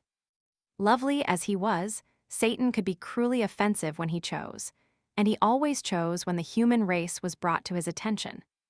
He always turned up his nose at it, and never had a kind word for it. Well, as I was saying, we boys doubted if it was a good time for Ursula to be hiring a member of the Nar family. We were right. When the people found it out, they were naturally indignant. And, moreover, since Marget and Ursula hadn't enough to eat themselves, where was the money coming from to feed another mouth? That is what they wanted to know. And in order to find out, they stopped avoiding Gottfried and began to seek his society and have sociable conversations with him. He was pleased, not thinking any harm and not seeing the trap end, so he talked innocently along, and was no discreeter than a cow. Money, he said, they've got plenty of it. They pay me 2 groschen a week, besides my keep. And they live on the fat of the land, I can tell you. The prince himself can't beat their table. This astonishing statement was conveyed by the astrologer to Father Adolf on a Sunday morning when he was returning from Mass. He was deeply moved and said, this must be looked into. He said there must be witchcraft at the bottom of it, and told the villagers to resume relations with Marget and Ursula in a private and unostentatious way, and keep both eyes open. They were told to keep their own counsel and not rouse the suspicions of the household. The villagers were at first a bit reluctant to enter such a dreadful place, but the priest said they would be under his protection while there, and no harm could come to them, particularly if they carried a trifle of holy water along and kept their beads and crosses handy. This satisfied them and made them willing to go. Envy and malice made the baser sort even eager to go. And so poor Marget began to have company again, and was as pleased as a cat. She was like most anybody else, just human, and happy in her prosperities and not averse from showing them off a little. And she was humanly grateful to have the warm shoulder turned to her and be smiled upon by her friends and the village again. For of all the hard things to bear, to be cut by your neighbors and left in contemptuous solitude is maybe the hardest. The bars were down, and we could all go there now, and we did our parents and all day after day. The cat began to strain herself. She provided the top of everything for those companies, and in abundance among them many a dish and many a wine which they had not tasted before, and which they had not even heard of except at second hand from the prince's servants. And the tableware was much above ordinary, too. Marget was troubled at times, and pursued Ursula with questions to an uncomfortable degree. But Ursula stood her ground and stuck to it that it was Providence, and said no word about the cat. Marget knew that nothing was impossible to Providence, but she could not help having doubts that this effort was from there, though she was afraid to say so, lest disaster come of it. Witchcraft occurred to her, but she put the thought aside, for this was before Gottfried joined the household, and she knew Ursula was pious and a bitter hater of witches. By the time Gottfried arrived, Providence was established, unshakably entrenched, and getting all the gratitude. The cat made no murmur, but went on composedly improving in style and prodigality by experience. In any community, big or little, there is always a fair proportion of people who are not malicious or unkind by nature, and who never do unkind things except when they are overmastered by fear, or when their self-interest is greatly in danger, or some such matter as that. Esseldorf had its proportion of such people, and ordinarily their good and gentle influence was felt, but these were not ordinary times on account of the witch-dread end, so we did not seem to have any gentle and compassionate hearts left, to speak of. Every person was frightened at the unaccountable state of things at Marget's house, not doubting that witchcraft was at the bottom of it, and fright frenzied their reason. Naturally, there were some who pitied Marget and Ursula for the danger that was gathering about them, but naturally, they did not say so. It would not have been safe. So the others had it all their own way, and there was none to advise the ignorant girl and the foolish woman and warn them to modify their doings. We boys wanted to warn them, but we backed down when it came to the pinch, being afraid. We found that we were not manly enough nor brave enough to do a generous action when there was a chance that it could get us into trouble. Neither of us confessed this poor spirit to the others, but did as other people would have done, dropped the subject and talked about something else. And I knew we all felt mean, eating and drinking Marget's fine things along with those companies of spies, and petting her and complimenting her with the rest, and seeing with self-reproach how foolishly happy she was, and never saying a word to put her on her guard. And indeed, she was happy, and as proud as a princess, and so grateful to have friends again. And all the time these people were watching with all their eyes, and reporting all they saw to Father Adolf. But he couldn't make head or tail of the situation.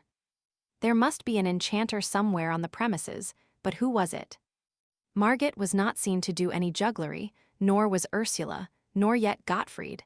And still the wines and dainties never ran short, and a guest could not call for a thing and not get it.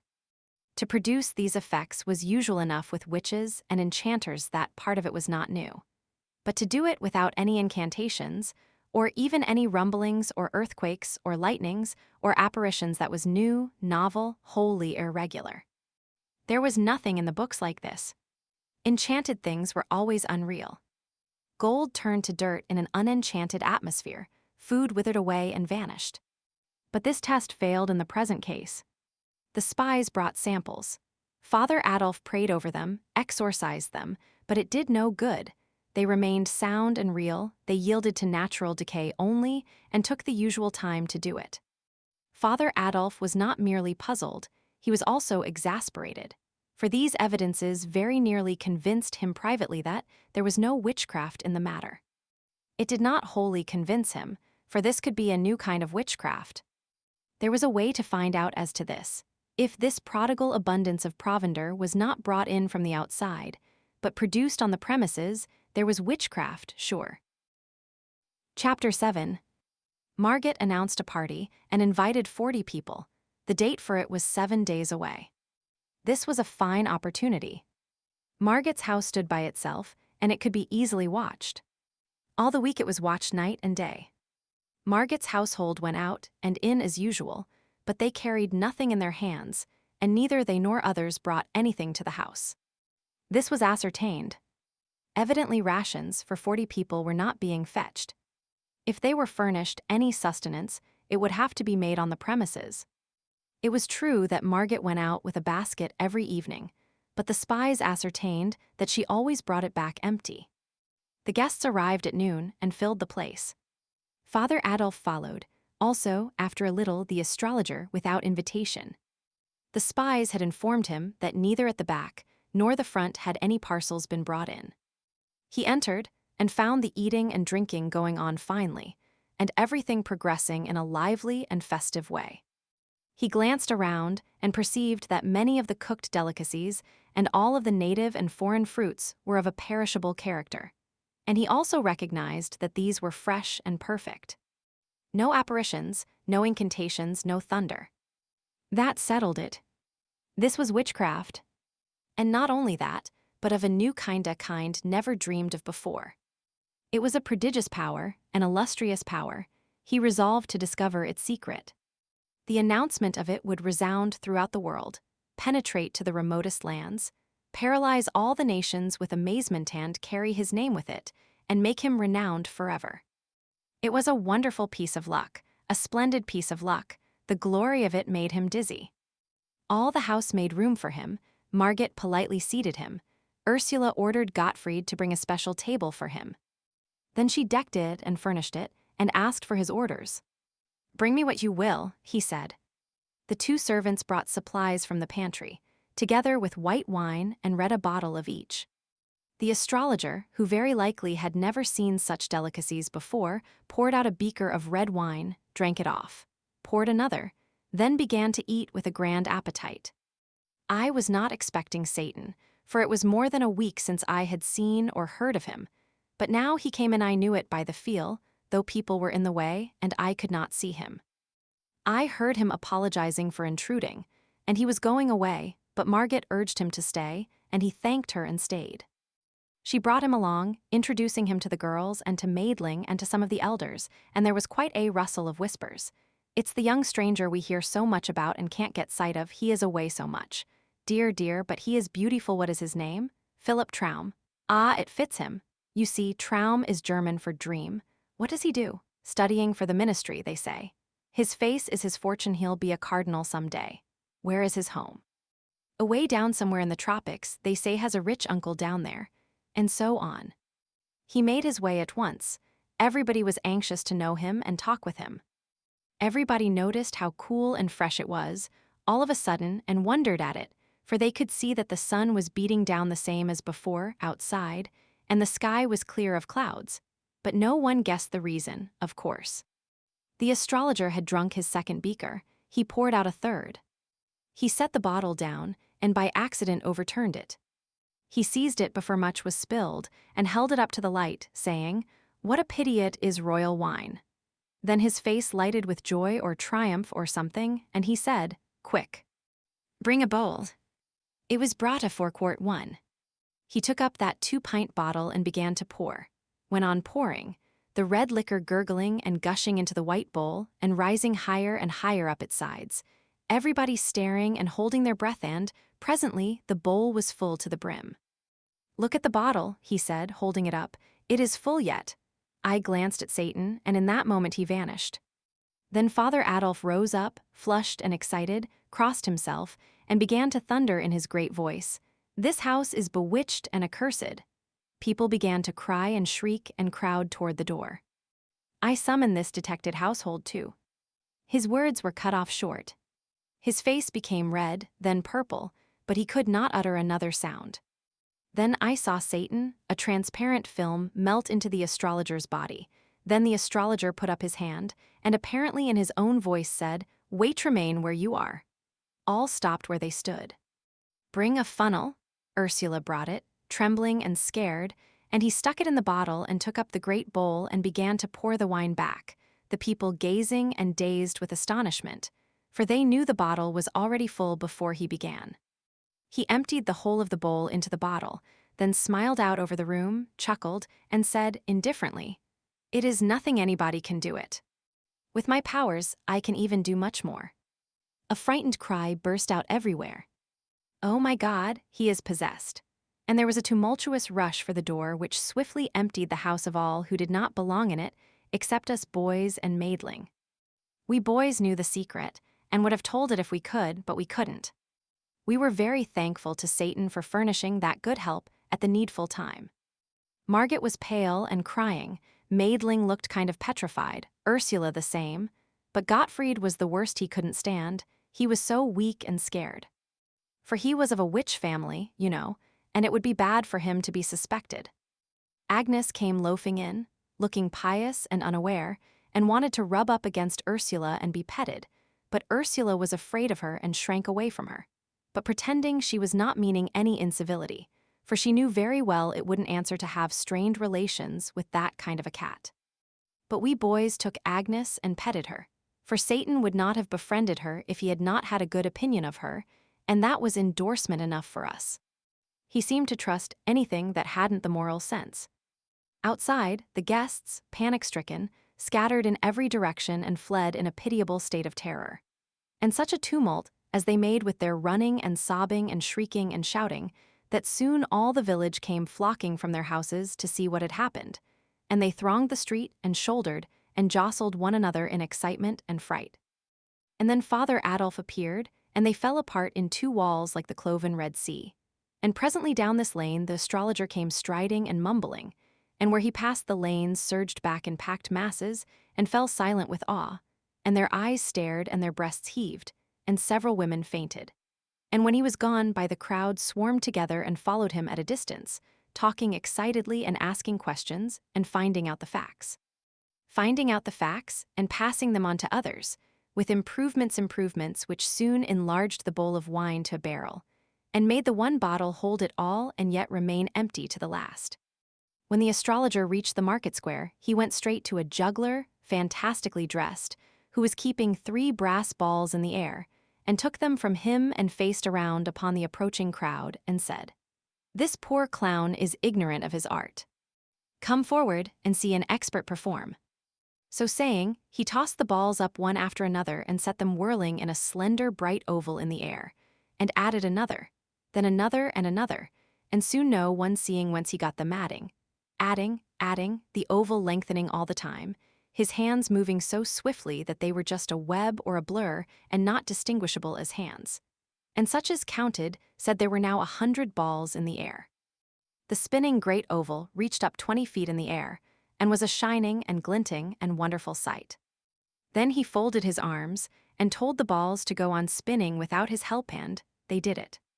After a couple of minutes he said, "There, that will do," and the oval broke and came crashing down, and the balls scattered abroad and rolled every whither. And wherever one of them came, the people fell back in dread, and no one would touch it. It made him laugh, and he scoffed at the people and called them cowards and old women. Then he turned and saw the tightrope, and said foolish people were daily wasting their money to see a clumsy and ignorant varlet degrade that beautiful art. Now they should see the work of a master. With that he made a spring into the air, and lit firm on his feet on the rope. Then he hopped the whole length of it back and forth on one foot, with his hands clasped over his eyes. And next he began to throw somersaults, both backward and forward, and threw 27. The people murmured, for the astrologer was old, and always before had been halting of movement, and at times even lame. But he was nimble enough now, and went on with his antics in the liveliest manner. Finally he sprang lightly down and walked away, and passed up the road and around the corner and disappeared. Then that great, pale, silent, solid crowd drew a deep breath and looked into one another's faces as if they said, "Was it real? Did you see it, or was it only I, and was I dreaming?" Then they broke into a low murmur of talking, and fell apart in couples, and moved toward their homes, still talking in that odd way, with faces close together, and laying a hand on an arm and making other such gestures as people make when they have been deeply impressed by something. We boys followed behind our fathers, and listened, catching all we could of what they said. And when they sat down in our house and continued their talk, they still had us for company. They were in a sad mood, for it was certain, they said, that disaster for the village must follow this awful visitation of witches and devils. Then my father remembered that Father Adolf had been struck dumb at the moment of his denunciation. "They have not ventured to lay their hands upon an anointed servant of God before," he said, "and how they could have dared it this time I cannot make out, for he wore his crucifix." "Isn't it so?" "Yes," said the others, "we saw it." "It is serious, friends, it is very serious. Always before, we had a protection. It has failed." The others shook, as with a sort of chill, and muttered those words over, "It has failed. God has forsaken us." "It is true," said Seppi Wohlmeyer's father, "there is nowhere to look for help." "The people will realize this," said Nicolaus's father, the judge, "and despair will take away their courage and their energies. We have indeed fallen upon evil times." He sighed, and Wohlmeyer said, in a troubled voice, "The report of it all will go about the country, and our village will be shunned as being under the displeasure of God. The Golden Stag will know hard times." "True, neighbor," said my father, "all of us will suffer all in repute, many an estate." "And good God, what is it that can come to finish us?" "Name it Gott's willen." "The interdicts." It smote like a thunderclap, and they were like to swoon with the terror of it. Then the dread of this calamity roused their energies, and they stopped brooding and began to consider ways to avert it. They discussed this, that, and the other way, and talked till the afternoon was far spent, then confessed that at present they could arrive at no decision. So they parted sorrowfully, with oppressed hearts which were filled with bodings. While they were saying their parting words, I slipped out and set my course for Marget's house to see what was happening there. I met many people, but none of them greeted me. It ought to have been surprising, but it was not, for they were so distraught with fear and dread that they were not in their right minds, I think. They were white and haggard and walked like persons in a dream. their eyes open but seeing nothing, their lips moving but uttering nothing, and worriedly clasping and unclasping their hands without knowing it. At Marget's, it was like a funeral. She and Wilhelm sat together on the sofa, but said nothing, and not even holding hands. Both were steeped in gloom, and Marget's eyes were red from the crying she had been doing. She said, "I have been begging him to go and come no more, and so save himself alive. I cannot bear to be his murderer. This house is bewitched, and no inmate will escape the fire. But he will not go, and he will be lost with the rest." Wilhelm said he would not go. If there was danger for her, his place was by her, and there he would remain. Then she began to cry again, and it was all so mournful that I wished I had stayed away. There was a knock now, and Satan came in, fresh and cheery and beautiful, and brought that whiny atmosphere of his and changed the whole thing. He never said a word about what had been happening, nor about the awful fears which were freezing the blood in the hearts of the community, but began to talk and rattle on about all manner of gay and pleasant things. And next about music and artful stroke, which cleared away the remnant of Marget's depression and brought her spirits and her interests broad awake. She had not heard anyone talk so well and so knowingly on that subject before, and she was so uplifted by it, and so charmed that what she was feeling lit up her face and came out in her words. And Wilhelm noticed it, and did not look as pleased as he ought to have done. And next Satan branched off into poetry, and recited some, and did it well, and Marget was charmed again. And again Wilhelm was not as pleased as he ought to have been, and this time Marget noticed it and was remorseful. I fell asleep to pleasant music, that night the patter of rain upon the panes, and the dull growling of distant thunder. Away in the night Satan came and roused me and said, "Come with me." "Where shall we go?" "Anywhere so it is with you." Then there was a fierce glare of sunlight, and he said, "This is China." That was a grand surprise, and made me sort of drunk with vanity and gladness to think I had come so far so much farther than anybody else in our village, including Bartle Sperling, who had such a great opinion of his travels.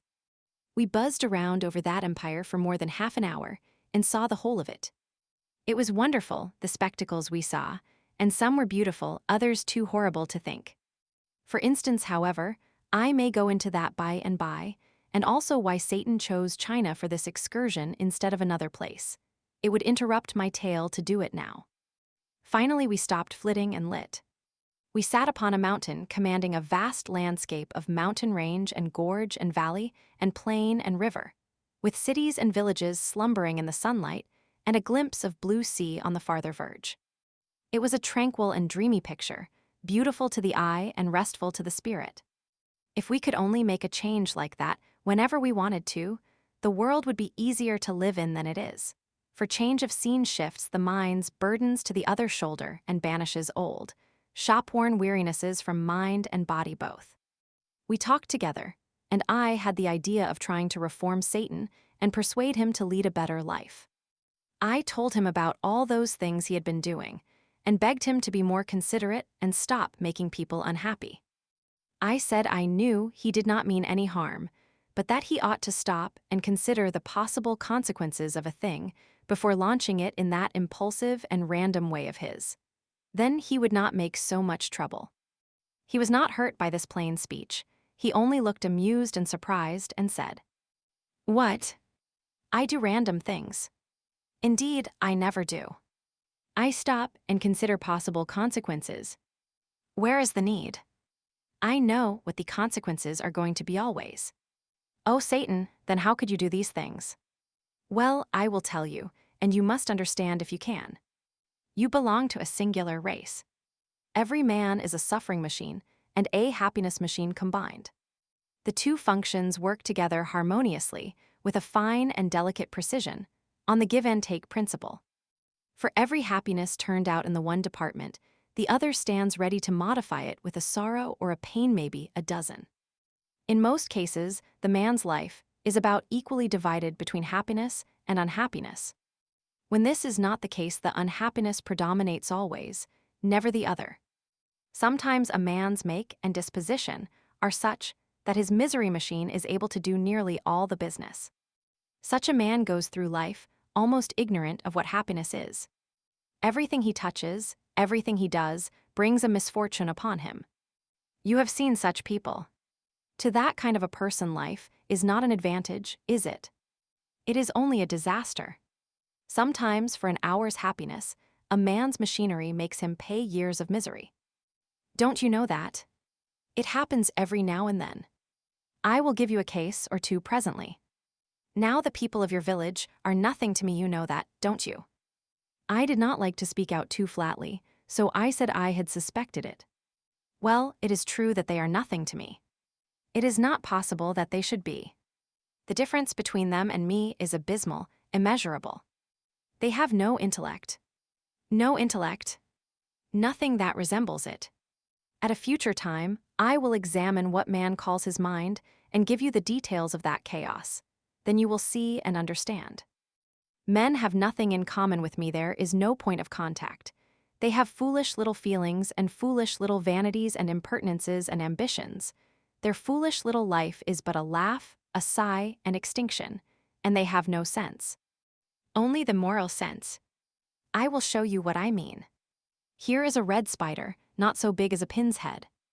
Can you imagine an elephant being interested in him caring whether he is happy or isn't, or whether he is wealthy or poor, or whether his sweetheart returns his love or not, or whether his mother is sick or well, or whether he is looked up to in society or not, or whether his enemies will smite him or his friends desert him, or whether his hopes will suffer blight or his political ambitions fail, or whether he shall die in the bosom of his family or neglected and despised in a foreign land. These things can never be important to the elephant. They are nothing to him. He cannot shrink his sympathies to the microscopic size of them. Man is to me as the red spider is to the elephant. The elephant has nothing against the spider. He cannot get down to that remote level. I have nothing against man. The elephant is indifferent. I am indifferent. The elephant would not take the trouble to do the spider an ill turn. If he took the notion, he might do him a good turn if it came in his way and cost nothing. I have done men good service, but no ill turns. The elephant lives a century, the red spider a day. In power, intellect, and dignity, the one creature is separated from the other by a distance, which is simply astronomical. Yet in these, as in all qualities, man is immeasurably further below me than is the wee spider below the elephant. Man's mind clumsily and tediously and laboriously patches little trivialities together and gets a result such as it is. My mind creates. Do you get the force of that? Creates anything it desires and, in a moment. Creates without material. Creates fluids, solids, colors, anything, everything out of the airy nothing which is called thought. A man imagines a silk thread, imagines a machine to make it, imagines a picture, then by weeks of labor embroiders it on canvas with the thread. I think the whole thing, and in a moment it is before you created. I think a poem, music, the record of a game of chess, anything, and it is there. This is the immortal mind. Nothing is beyond its reach. Nothing can obstruct my vision. The rocks are transparent to me, and darkness is daylight. I do not need to open a book. I take the whole of its contents into my mind at a single glance, through the cover, and in a million years I could not forget a single word of it or its place in the volume. Nothing goes on in the skull of man, bird, fish, insect, or other creature which can be hidden from me. I pierce the learned man's brain with a single glance, and the treasures which cost him 80 years to accumulate are mine. He can forget, and he does forget, but I retain. Now then, I perceive by your thoughts that you are understanding me fairly well. Let us proceed. Circumstances might so fall out that the elephant could like the spider, supposing he can see it, but he could not love it. His love is for his own kind, for his equals. An angel's love is sublime, adorable, divine, beyond the imagination of man, infinitely beyond it. But it is limited to his own august order. If it fell upon one of your race for only an instant, it would consume its object to ashes. No, we cannot love men, but we can be harmlessly indifferent to them. We can also like them sometimes. I like you and the boys, I like Father Peter, and for your sakes I am doing all these things for the villagers. He saw that I was thinking a sarcasm, and he explained his position. I have wrought well for the villagers. though it does not look like it on the surface. Your race never know good fortune from ill. They are always mistaking the one for the other. It is because they cannot see into the future. What I am doing for the villagers will bear good fruit someday, in some cases to themselves, in others, to unborn generations of men. No one will ever know that I was the cause, but it will be none the less true for all that. Among you boys you have a game. You stand a row of bricks on end a few inches apart. You push a brick, it knocks its neighbor over, the neighbor knocks over the next brick and so on, till all the row is prostrate. That is human life. A child's first act knocks over the initial brick, and the rest will follow inexorably. If you could see into the future, as I can, you would see everything that was going to happen to that creature. For nothing can change the order of its life after the first event has determined it. That is, nothing will change it, because each act unfailingly begets an act, that act begets another, and so on to the end, and the seer can look forward down the line and see just when each act is to have birth, from cradle to grave. Does God order the career? Foreordain it? No. The man's circumstances and environment order it. His first act determines the second and all that follow after. But suppose, for argument's sake, that the man should skip one of these acts, an apparently trifling one, for instance. Suppose that it had been appointed that on a certain day, at a certain hour and minute and second and fraction of a second, he should go to the well, and he didn't go. That man's career would change utterly, from that moment. Thence to the grave it would be wholly different from the career which his first act as a child had arranged for him.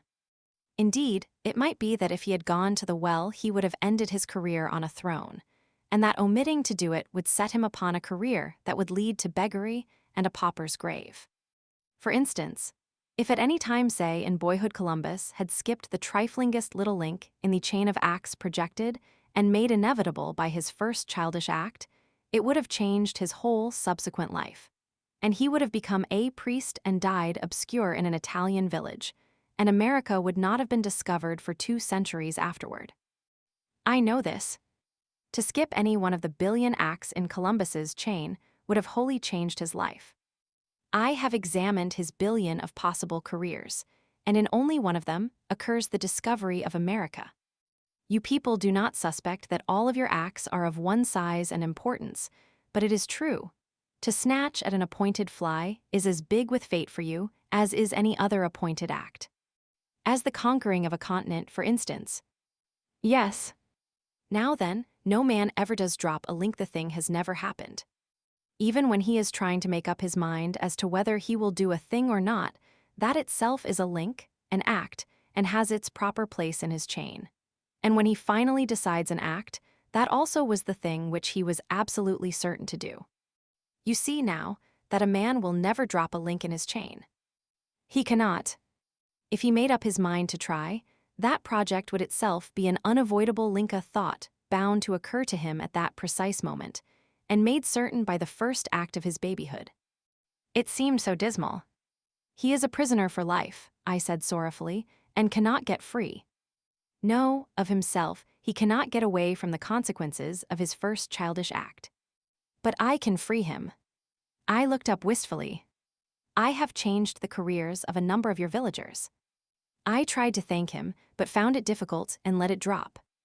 I shall make some other changes. You know that little Lisa Brandt? Oh yes, everybody does. My mother says she is so sweet and so lovely that she is not like any other child. She says she will be the pride of the village when she grows up, and its idol too, just as she is now. I shall change her future. Make it better, I asked. Yes. And I will change the future of Nikolaus. I was glad this time and said, I don't need to ask about his case. You will be sure to do generously by him. It is my intention. Straight off I was building that great future of Nicky's in my imagination, and had already made a renowned general of him and Hofmeister at the court, when I noticed that Satan was waiting for me to get ready to listen again. I was ashamed of having exposed my cheap imaginings to him, and was expecting some sarcasms, but it did not happen. He proceeded with his subject. Nicky's appointed life is 62 years. That's grand, I said. Lisa is 36. But as I told you, I shall change their lives and those ages. 2 minutes and a quarter from now Nikolaus will wake out of his sleep and find the rain blowing in. It was appointed that he should turn over and go to sleep again. But I have appointed that he shall get up and close the window first. That trifle will change his career entirely. He will rise in the morning 2 minutes later than the chain of his life had appointed him to rise. By consequence, thenceforth nothing will ever happen to him in accordance with the details of the old chain. He took out his watch and sat looking at it a few moments, then said, Nikolaus has risen to close the window. His life is changed, his new career has begun. There will be consequences. It made me feel creepy, it was uncanny. But for this change, certain things would happen 12 days from now. For instance, Nikolaus would save Lisa from drowning.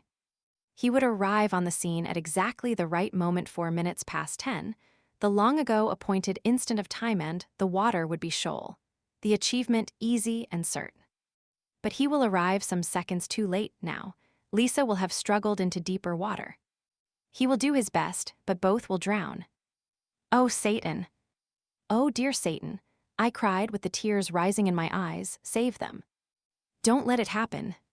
I can't bear to lose Nikolaus. He is my loving playmate and friend, and think of Lisa's poor mother. I clung to him and begged and pleaded, but he was not moved. He made me sit down again and told me I must hear him out. I have changed Nikolaus's life, and this has changed Lisa's. If I had not done this, Nikolaus would save Lisa, then he would catch cold from his drenching. One of your race's fantastic and desolating scarlet fevers would follow, with pathetic after-effects. For 46 years, he would lie in his bed a paralytic log, deaf, dumb, blind, and praying night and day for the blessed relief of death. Shall I change his life back? Oh no. Oh, not for the world. In charity and pity, leave it as it is. It is best so.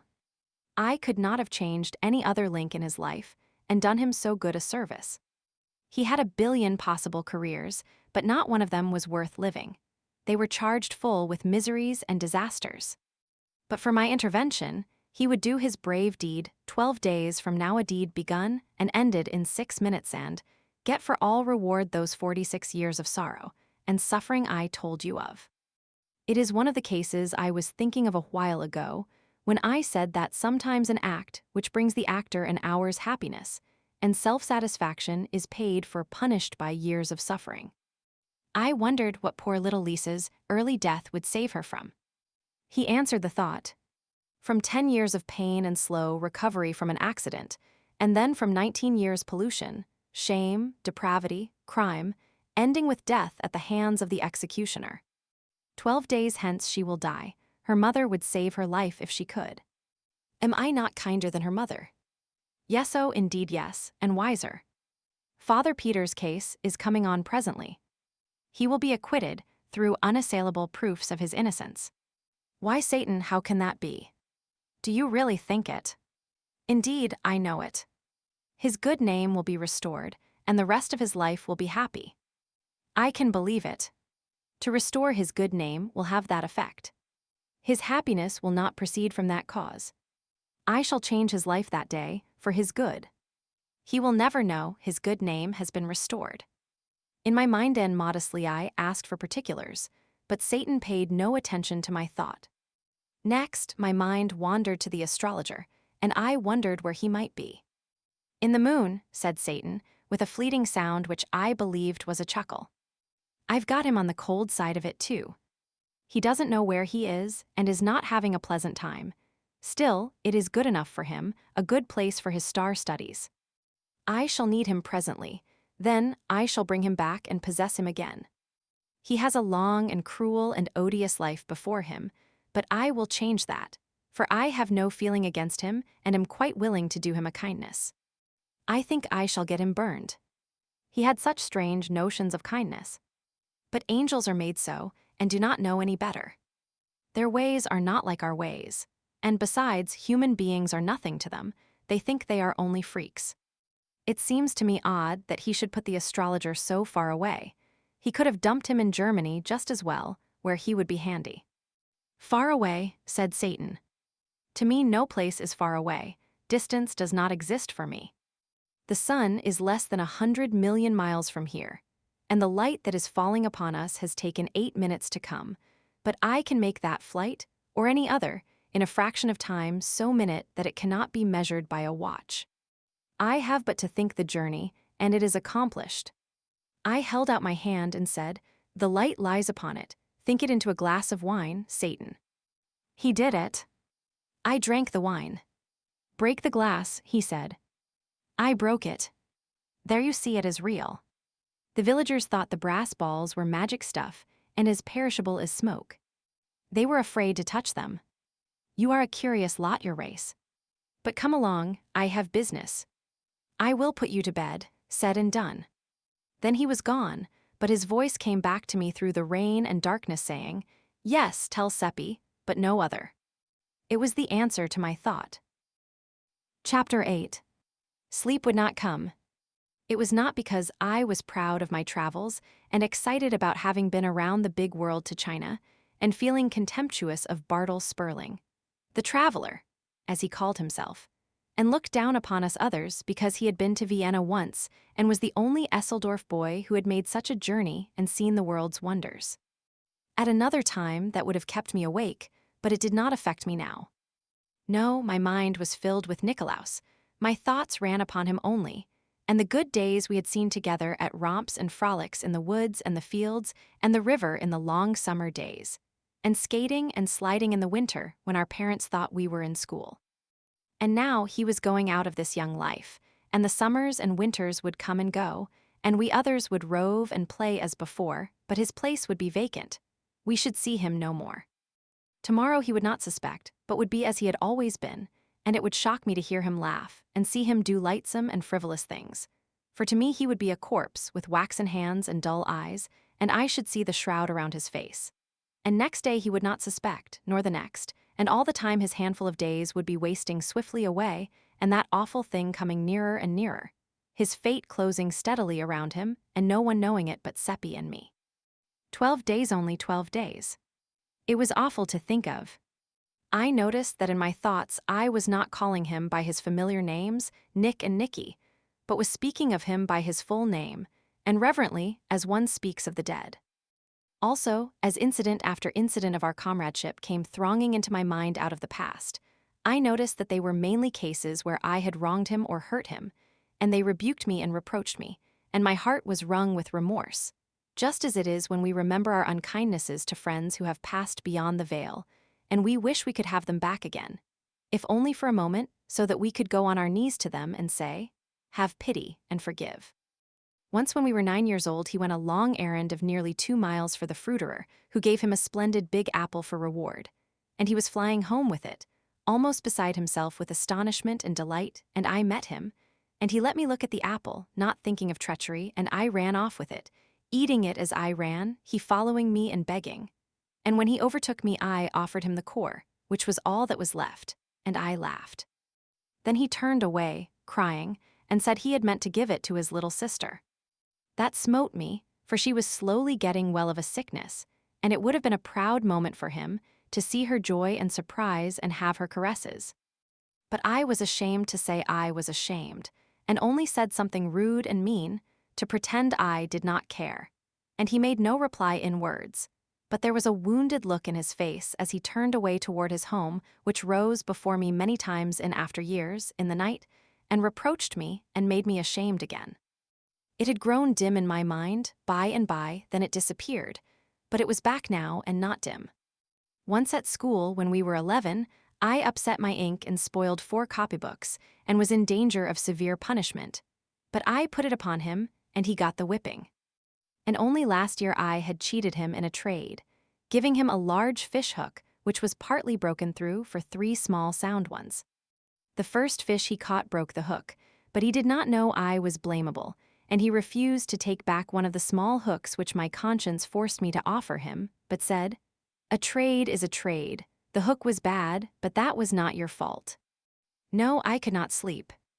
These little, shabby wrongs upbraided me and tortured me, and with a pain much sharper than one feels when the wrongs have been done to the living. Nikolaus was living, but no matter. he was to me as one already dead. The wind was still moaning about the eaves, the rain still pattering upon the panes. In the morning, I sought out Seppi and told him. It was down by the river. His lips moved, but he did not say anything. He only looked dazed and stunned, and his face turned very white. He stood like that a few moments, the tears welling into his eyes. Then he turned away and I locked my arm in his, and we walked along thinking, but not speaking.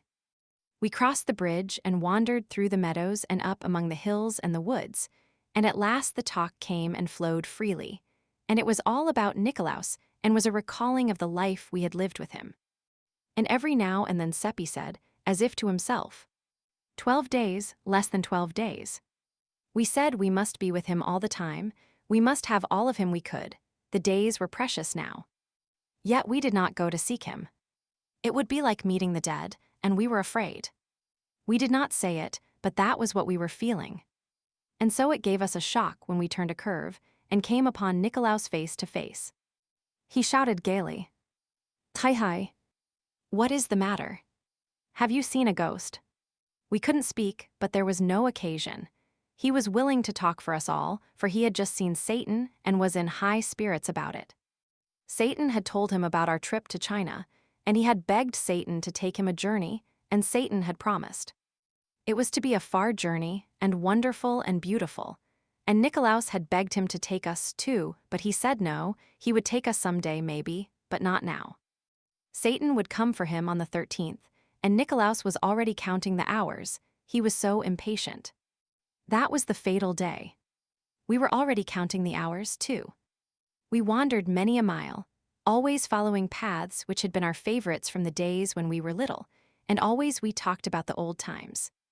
All the blitheness was with Nikolaus, we others could not shake off our depression. Our tone toward Nikolaus was so strangely gentle and tender and yearning that he noticed it, and was pleased, and we were constantly doing him deferential little offices of courtesy, and saying, Wait, let me do that for you, and that pleased him too.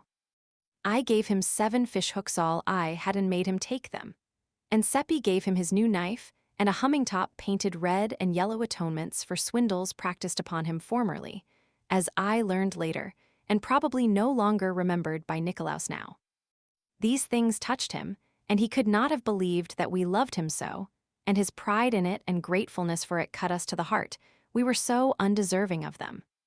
When we parted at last, he was radiant and said he had never had such a happy day. As we walked along homeward, Seppi said, we always prized him, but never so much as now, when we are going to lose him.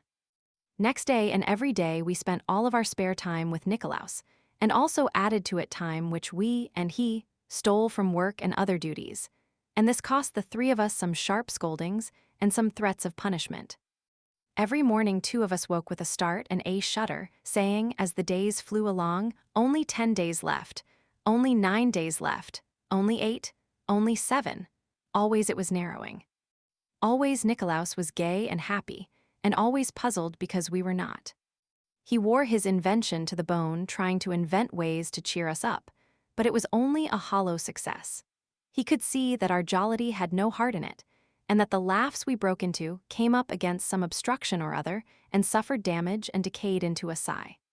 He tried to find out what the matter was so that he could help us out of our trouble or make it lighter by sharing it with us. So we had to tell many lies to deceive him and appease him. But the most distressing thing of all was that he was always making plans, and often they went beyond the 13th. Whenever that happened, it made us groan in spirit.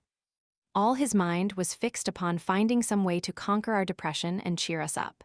And at last, when he had but 3 days to live, he fell upon the right idea and was jubilant over it, a boys and girls frolic and dance in the woods, up there where we first met Satan, and this was to occur on the 14th. It was ghastly, for that was his funeral day. We couldn't venture to protest, it would only have brought a why, which we could not answer. He wanted us to help him invite his guests, and we did it. One can refuse nothing to a dying friend. But it was dreadful, for really we were inviting them to his funeral. It was an awful 11 days, and yet, with a lifetime stretching back between today and then, they are still a grateful memory to me and beautiful. In effect, they were days of companionship with one's sacred dead, and I have known no comradeship that was so close or so precious.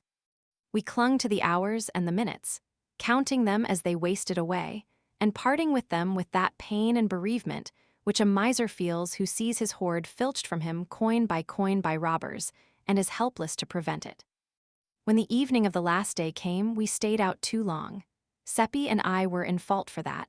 We could not bear to part with Nikolaus, so it was very late when we left him at his door. We lingered near a while, listening, and that happened which we were fearing. His father gave him the promised punishment, and we heard his shrieks. But we listened only a moment, then hurried away, remorseful for this thing which we had caused. And sorry for the father, too, our thought being, if he only knew if he only knew. In the morning, Nikolaus did not meet us at the appointed place, so we went to his home to see what the matter was.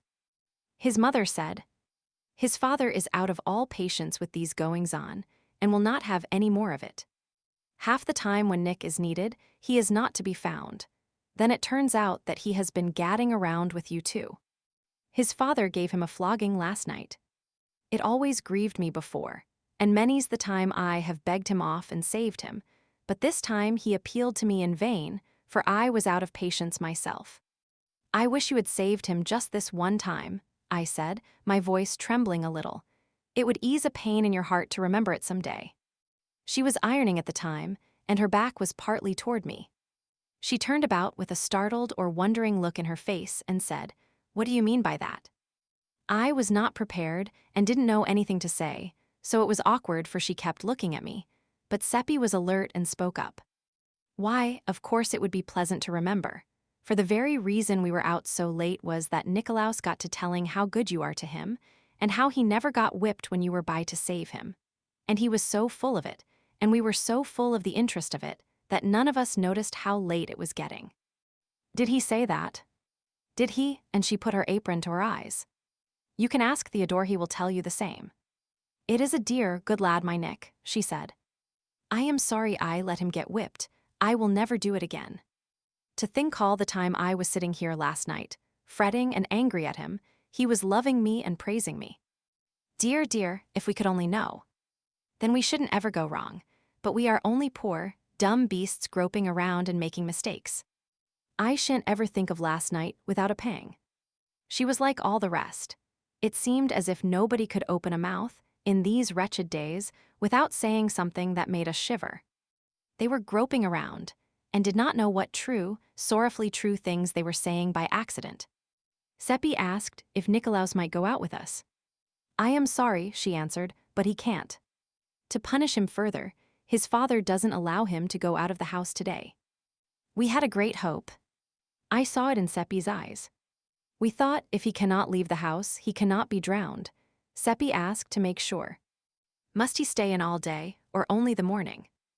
"All day. It's such a pity, too. It's a beautiful day, and he is so unused to being shut up. But he is busy planning his party, and maybe that is company for him. I do hope he isn't too lonesome." Seppi saw that in her eye, which emboldened him to ask if we might go up and help him pass his time. "And welcome," she said right heartily. "Now I call that real friendship, when you might be abroad in the fields and the woods, having a happy time. You are good boys, I'll allow that, though you don't always find satisfactory ways of improving it. Take these cakes for yourselves and give him this one, from his mother." The first thing we noticed, when we entered Nikolaus's room, was the time 9:45. Could that be correct? Only such a few minutes to live. I felt a contraction at my heart. Nikolaus jumped up and gave us a glad welcome. He was in good spirits over his plannings for his party, and had not been lonesome. "Sit down," he said, "and look at what I've been doing. And I've finished a kite that you will say is a beauty. It's drying in the kitchen, I'll fetch it." He had been spending his penny savings in fanciful trifles of various kinds, to go as prizes in the games, and they were marshaled with fine and showy effect upon the table. He said, "Examine them at your leisure, while I get Mother to touch up the kite with her iron, if it isn't dry enough yet." Then he tripped out and went clattering downstairs, whistling. We did not look at the things. We couldn't take any interest in anything but the clock. We sat staring at it in silence, listening to the ticking, and every time the minute hand jumped, we nodded recognition 1 minute fewer to cover in the race for life or for death. Finally, Seppi drew a deep breath and said, 2 minutes to 10. 7 minutes more, and he will pass the death point.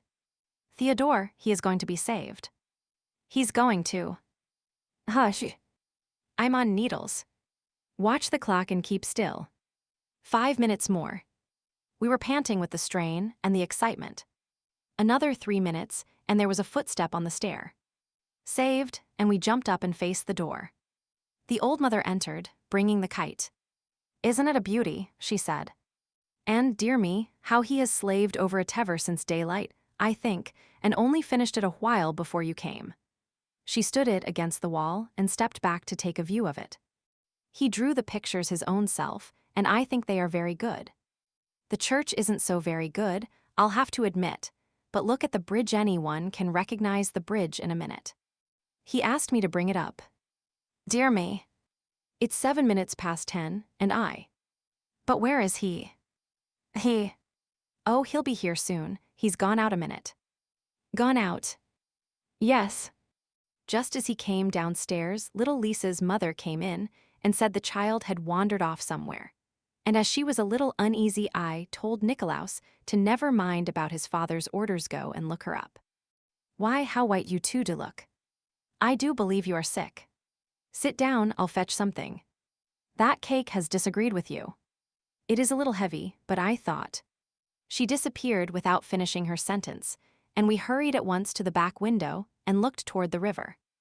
There was a great crowd at the other end of the bridge, and people were flying toward that point from every direction. Oh, it is all over poor Nicolaus. Why did she let him get out of the house? Come away, said Seppi, half sobbing.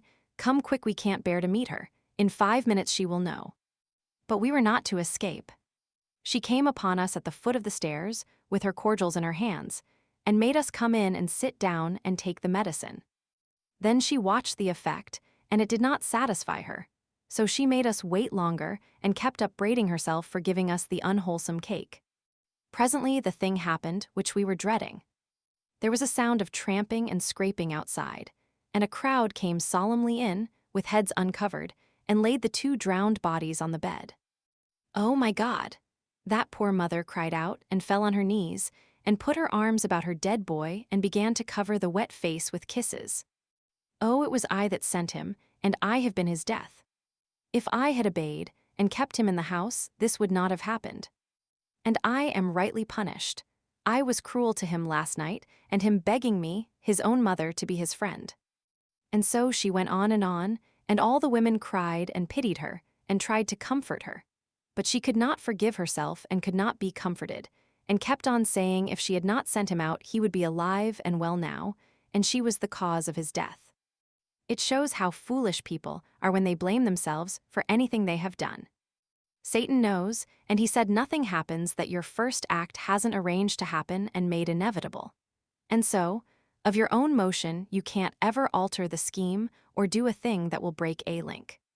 Next we heard screams, and Frau Brandt came wildly plowing and plunging through the crowd with her dress in disorder and hair flying loose, and flung herself upon her dead child with moans and kisses and pleadings and endearments. And by she rose up almost exhausted with her outpourings of passionate emotion, and clenched her fist and lifted it toward the sky, and her tear-drenched face grew hard and resentful, and she said, For nearly 2 weeks I have had dreams and presentiments and warnings that death was going to strike what was most precious to me. And day and night and night and day I have groveled in the dirt before him, praying him to have pity on my innocent child, and save it from harm, and here is his answer. Why he had saved it from harm, but she did not know. She wiped the tears from her eyes and cheeks, and stood a while gazing down at the child and caressing its face and its hair with her hands. Then she spoke again in that bitter tone. But in his hard heart is no compassion. I will never pray again. She gathered her dead child to her bosom and strode away, the crowd falling back to let her pass, and smitten dumb by the awful words they had heard. Ah, that poor woman! It is as Satan said, we do not know good fortune from bad, and are always mistaking the one for the other. Many a time since I have heard people pray to God to spare the life of sick persons, but I have never done it. Both funerals took place at the same time in our little church next day. Everybody was there, including the party guests. Satan was there, too, which was proper, for it was on account of his efforts that the funerals had happened. Nicolaus had departed this life without absolution, and a collection was taken up for masses to get him out of purgatory. Only 2/3 of the required money was gathered, and the parents were going to try to borrow the rest, but Satan furnished it. He told us privately that there was no purgatory, but he had contributed in order that Nicolaus's parents and their friends might be saved from worry and distress. We thought it very good of him, but he said money did not cost him anything. At the graveyard, the body of little Lisa was seized for debt by a carpenter to whom the mother owed 50 groschen for work done the year before. She had never been able to pay this and was not able now. The carpenter took the corpse home and kept it 4 days in his cellar, the mother weeping and imploring about his house all the time. Then he buried it in his brother's cattle yard, without religious ceremonies. It drove the mother wild with grief and shame, and she forsook her work and went daily about the town, cursing the carpenter and blaspheming the laws of the emperor and the church, and it was pitiful to see. Seppi asked Satan to interfere, but he said the carpenter and the rest were members of the human race, and were acting quite neatly for that species of animal. He would interfere if he found a horse acting in such a way, and we must inform him when we came across that kind of horse doing that kind of human thing, so that he could stop it. We believed this was sarcasm, for of course there wasn't any such horse. But after a few days, we found that we could not abide that poor woman's distress, so we begged Satan to examine her several possible careers, and see if he could not change her, to her profit, to a new one. He said the longest of her careers as they now stood gave her 42 years to live, and her shortest 129, and that both were charged with grief and hunger, and cold and pain. The only improvement he could make would be to enable her to skip a certain 3 minutes from now, and he asked us if he should do it.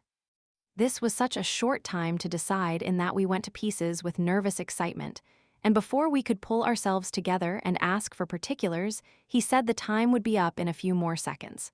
So then we gasped out, "Do it." "It is done," he said. "She was going around a corner. I have turned her back. It has changed her career." "Then what will happen, Satan?" "It is happening now. She is having words with Fischer, the weaver. In his anger, Fischer will straightway do what he would not have done, but for this accident. He was present when she stood over her child's body and uttered those blasphemies. What will he do? He is doing it now, betraying her. In 3 days, she will go to the stake." We could not speak. We were frozen with horror, for if we had not meddled with her career, she would have been spared this awful fate. Satan noticed these thoughts and said, "What you are thinking is strictly human like that, is to say, foolish. The woman is advantaged. Die when she might, she would go to heaven. By this prompt death, she gets 29 years more of heaven than she is entitled to, and escapes 29 years of misery here." A moment before we were bitterly making up our minds that we would ask no more favors of Satan for friends of ours, for he did not seem to know any way to do a person a kindness but by killing him. But the whole aspect of the case was changed now, and we were glad of what we had done and full of happiness in the thought of it. After a little I began to feel troubled about Fischer and asked timidly, "Does this episode change Fischer's life scheme, Satan?" "Change it? Why, certainly. And radically. If he had not met Frau Brandt a while ago, he would die next year, 34 years of age. Now he will live to be 90, and have a pretty prosperous and comfortable life of it, as human lives go." We felt a great joy and pride in what we had done for Fischer, and were expecting Satan to sympathize with this feeling. But he showed no sign, and this made us uneasy. We waited for him to speak, but he didn't. So, to assuage our solicitude, we had to ask him if there was any defect in Fischer's good luck. Satan considered the question a moment, then said, with some hesitation, "Well, the fact is, it is a delicate point. Under his several former possible life careers, he was going to heaven." We were aghast. "Oh, Satan. And under this one. There, don't be so distressed. You were sincerely trying to do him a kindness. Let that comfort you. "Oh dear, that cannot comfort us. You ought to have told us what we were doing, then we wouldn't have acted so." But it made no impression on him. He had never felt a pain or a sorrow, and did not know what they were, in any really informing way.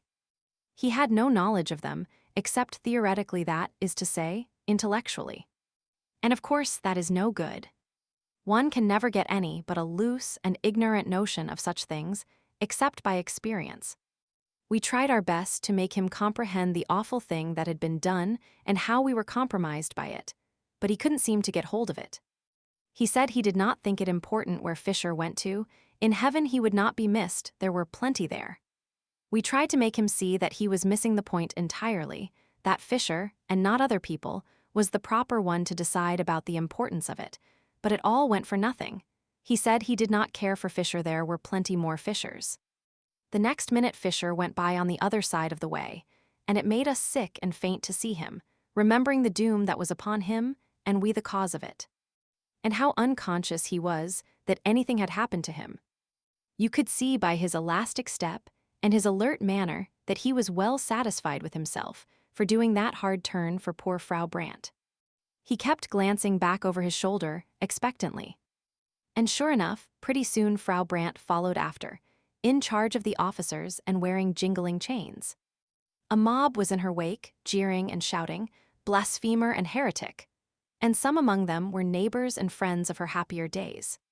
Some were trying to strike her, and the officers were not taking as much trouble as they might to keep them from it. Oh, stop them, Satan! It was out before we remembered that he could not interrupt them for a moment without changing their whole afterlives. He puffed a little puff toward them with his lips, and they began to reel and stagger and grab at the empty air. Then they broke apart and fled in every direction, shrieking, as if in intolerable pain. He had crushed a rib of each of them with that little puff.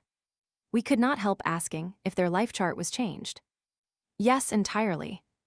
Some have gained years, some have lost them. Some few will profit in various ways by the change, but only that few. We did not ask if we had brought poor Fischer's luck to any of them. We did not wish to know. We fully believed in Satan's desire to do us kindnesses, but we were losing confidence in his judgment. It was at this time that our growing anxiety to have him look over our life charts and suggest improvements began to fade out and give place to other interests. For a day or two, the whole village was a chattering turmoil over Frau Brandt's case and over the mysterious calamity that had overtaken the mob, and at her trial the place was crowded. She was easily convicted of her blasphemies, for she uttered those terrible words again and said she would not take them back. When warned that she was imperiling her life, she said they could take it in welcome. She did not want it. She would rather live with the professional devils in perdition than with these imitators in the village. They accused her of breaking all those ribs by witchcraft and asked her if she was not a witch. She answered scornfully, "No. If I had that power, would any of you holy hypocrites be alive 5 minutes? No, I would strike you all dead. Pronounce your sentence and let me go. I am tired of your society." So they found her guilty, and she was excommunicated and cut off from the joys of heaven and doomed to the fires of hell. Then she was clothed in a coarse robe and delivered to the secular arm and conducted to the marketplace, the bell solemnly tolling the while. We saw her chained to the stake, and saw the first film of blue smoke rise on the still air. Then her hard face softened, and she looked upon the packed crowd in front of her and said, with gentleness, "We played together once, in long agone days when we were innocent little creatures.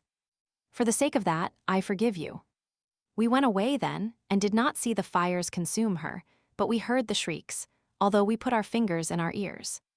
When they ceased, we knew she was in heaven, notwithstanding the excommunication, and we were glad of her death and not sorry that we had brought it about. One day, a little while after this, Satan appeared again. We were always watching out for him, for life was never very stagnant when he was by. He came upon us at that place in the woods where we had first met him. Being boys, we wanted to be entertained. We asked him to do a show for us. "Very well," he said. "Would you like to see a history of the progress of the human race, its development of that product which it calls civilization?" We said we should. So, with a thought, he turned the place into the Garden of Eden, and we saw Abel praying by his altar. Then Cain came walking toward him with his club, and did not seem to see us, and would have stepped on my foot if I had not drawn it in. He spoke to his brother in a language which we did not understand. Then he grew violent and threatening, and we knew what was going to happen, and turned away our heads for the moment. But we heard the crash of the blows and heard the shrieks and the groans. Then there was silence, and we saw Abel lying in his blood and gasping out his life, and Cain standing over him and looking down at him, vengeful and unrepentant. Then the vision vanished, and was followed by a long series of unknown wars, murders, and massacres.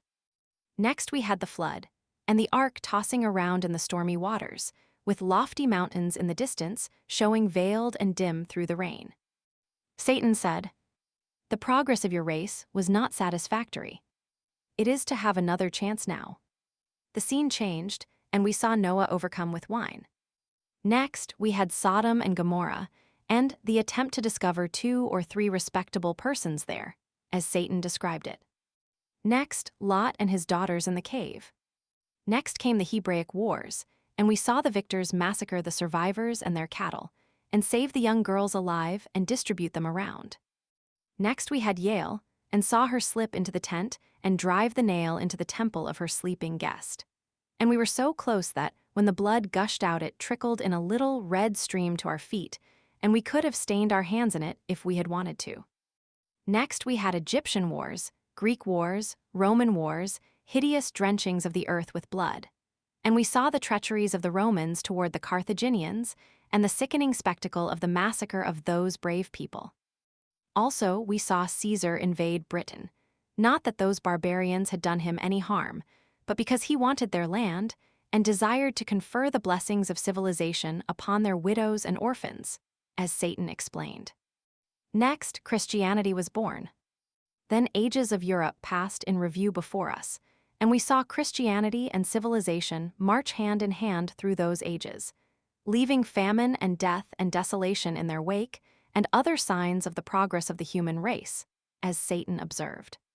And always we had wars and more wars, and still other wars all over Europe, all over the world. Sometimes in the private interest of royal families, Satan said, sometimes to crush a weak nation, but never a war started by the aggressor for any clean purpose. There is no such war in the history of the race. Now, said Satan, you have seen your progress down to the present, and you must confess that it is wonderful in its way. We must now exhibit the future. He showed us slaughters more terrible in their destruction of life, more devastating in their engines of war than any we had seen. You perceive, he said, that you have made continual progress. Cain did his murder with a club. The Hebrews did their murders with javelins and swords. The Greeks and Romans added protective armor and the fine arts of military organization and generalship. The Christian has added guns and gunpowder. A few centuries from now, he will have so greatly improved the deadly effectiveness of his weapons of slaughter that all men will confess that without Christian civilization, war must have remained a poor and trifling thing to the end of time. Then he began to laugh in the most unfeeling way and make fun of the human race, although he knew that what he had been saying shamed us and wounded us. No one but an angel could have acted so, but suffering is nothing to them. They do not know what it is except by hearsay.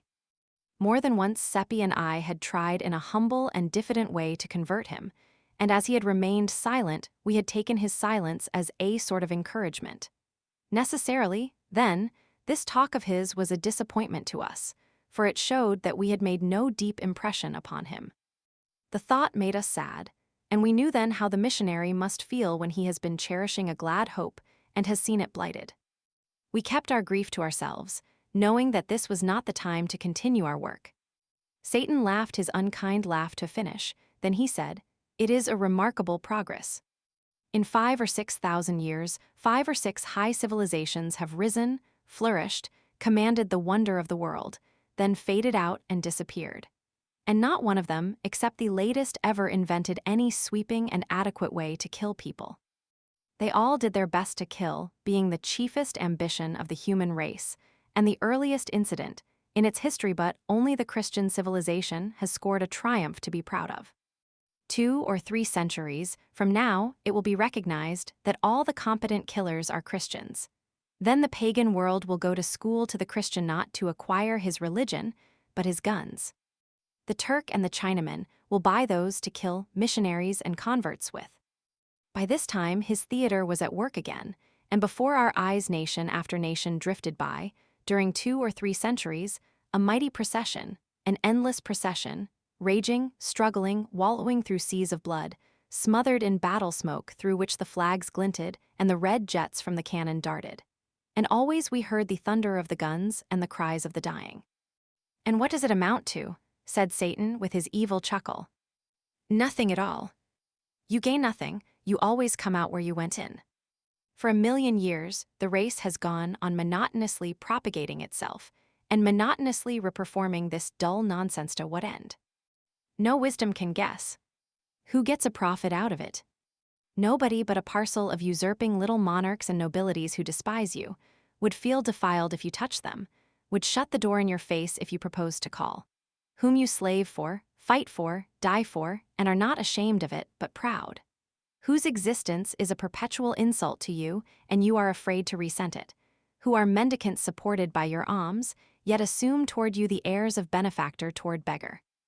Who address you in the language of master to slave, and are answered in the language of slave to master.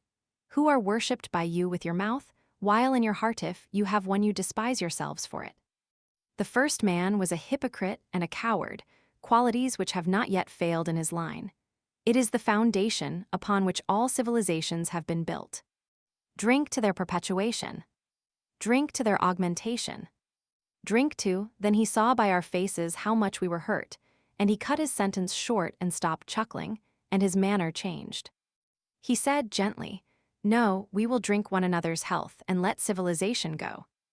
The wine which has flown to our hands out of space by desire is earthly, and good enough for that other toast. But throw away the glasses. We will drink this one in wine which has not visited this world before." We obeyed, and reached up and received the new cups as they descended. They were shapely and beautiful goblets, but they were not made of any material that we were acquainted with. They seemed to be in motion, they seemed to be alive, and certainly the colors in them were in motion. They were very brilliant and sparkling, and of every tint, and they were never still, but flowed to and fro in rich tides which met and broke and flashed out dainty explosions of enchanting color. I think it was most like opals washing about in waves and flashing out their splendid fires. But there is nothing to compare the wine with. We drank it and felt a strange and witching ecstasy as of heaven go stealing through us, and Seppi's eyes filled and he said worshipingly, "We shall be there some day, and then." He glanced furtively at Satan, and I think he hoped Satan would say, "Yes, you will be there some day," but Satan seemed to be thinking about something else and said nothing. This made me feel ghastly, for I knew he had heard. Nothing, spoken or unspoken, ever escaped him. Poor Seppi looked distressed and did not finish his remark. The goblets rose and clove their way into the sky, a triplet of radiant sundogs, and disappeared. Why didn't they stay? It seemed a bad sign and depressed me. Should I ever see mine again? Would Seppi ever see his? Chapter 9. It was wonderful, the mastery Satan had over time and distance. For him, they did not exist. He called them human inventions and said they were artificialities. We often went to the most distant parts of the globe with him and stayed weeks and months, and yet were gone only a fraction of a second, as a rule. You could prove it by the clock. One day when our people were in such awful distress, because the witch commission were afraid to proceed against the astrologer and Father Peter's household, or against any, indeed, but the poor and the friendless, they lost patience and took to witch hunting on their own score, and began to chase a born lady who was known to have the habit of curing people by devilish arts, such as bathing them, washing them, and nourishing them instead of bleeding them, and purging them through the ministrations of a barber surgeon in the proper way. She came flying down, with the howling and cursing mob after her, and tried to take refuge in houses, but the doors were shut in her face. They chased her more than half an hour, we following to see it, and at last she was exhausted and fell, and they caught her. They dragged her to a tree and threw a rope over the limb, and began to make a noose in it, some holding her, meantime, and she crying and begging, and her young daughter looking on and weeping, but afraid to say or do anything. They hanged the lady, and I threw a stone at her, although in my heart I was sorry for her. But all were throwing stones, and each was watching his neighbor, and if I had not done as the others did it would have been noticed and spoken of. Satan burst out laughing. All that were nearby turned upon him, astonished and not pleased. It was an ill time to laugh, for his free and scoffing ways and his supernatural music had brought him under suspicion all over the town and turned many privately against him. The big blacksmith called attention to him now, raising his voice so that all should hear, and said, "What are you laughing at? Answer. Moreover, please explain to the company why you threw no stone. Are you sure I did not throw a stone?" "Yes." "You needn't try to get out of it. I had my eye on you." "And I noticed you," shouted two others. "Three witnesses," said Satan. "Mueller the blacksmith, Klein the butcher's man, Pfeffer the weaver's journeyman. Three very ordinary liars. Are there any more? Never mind whether there are others or not, and never mind about what you consider us threes enough to settle your matter for you. You'll prove that you threw a stone, or it shall go hard with you." "That's so," shouted the crowd, and surged up as closely as they could to the center of interest. "And first you will answer that other question," cried the blacksmith, pleased with himself for being mouthpiece to the public and hero of the occasion. "What are you laughing at?" Satan smiled and answered, pleasantly, "To see three cowards stoning a dying lady when they were so near death themselves." You could see the superstitious crowd shrink and catch their breath under the sudden shock. The blacksmith, with a show of bravado, said, "Pooh! What do you know about it?" "I? Everything. By profession, I am a fortune-teller, and I read the hands of you three and some others when you lifted them to stone the woman. One of you will die tomorrow week. Another of you will die tonight. The third has but 5 minutes to live, and yonder is the clock."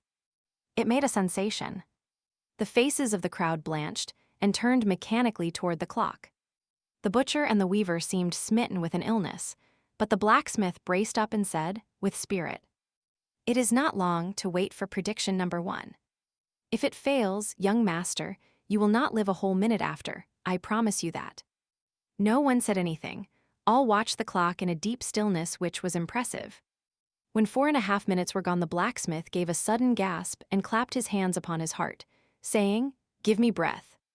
Give me room," and began to sink down. The crowd surged back, no one offering to support him, and he fell lumbering to the ground and was dead. The people stared at him, then at Satan, then at one another, and their lips moved, but no words came. Then Satan said, "Three saw that I threw no stone. Perhaps there are others, let them speak."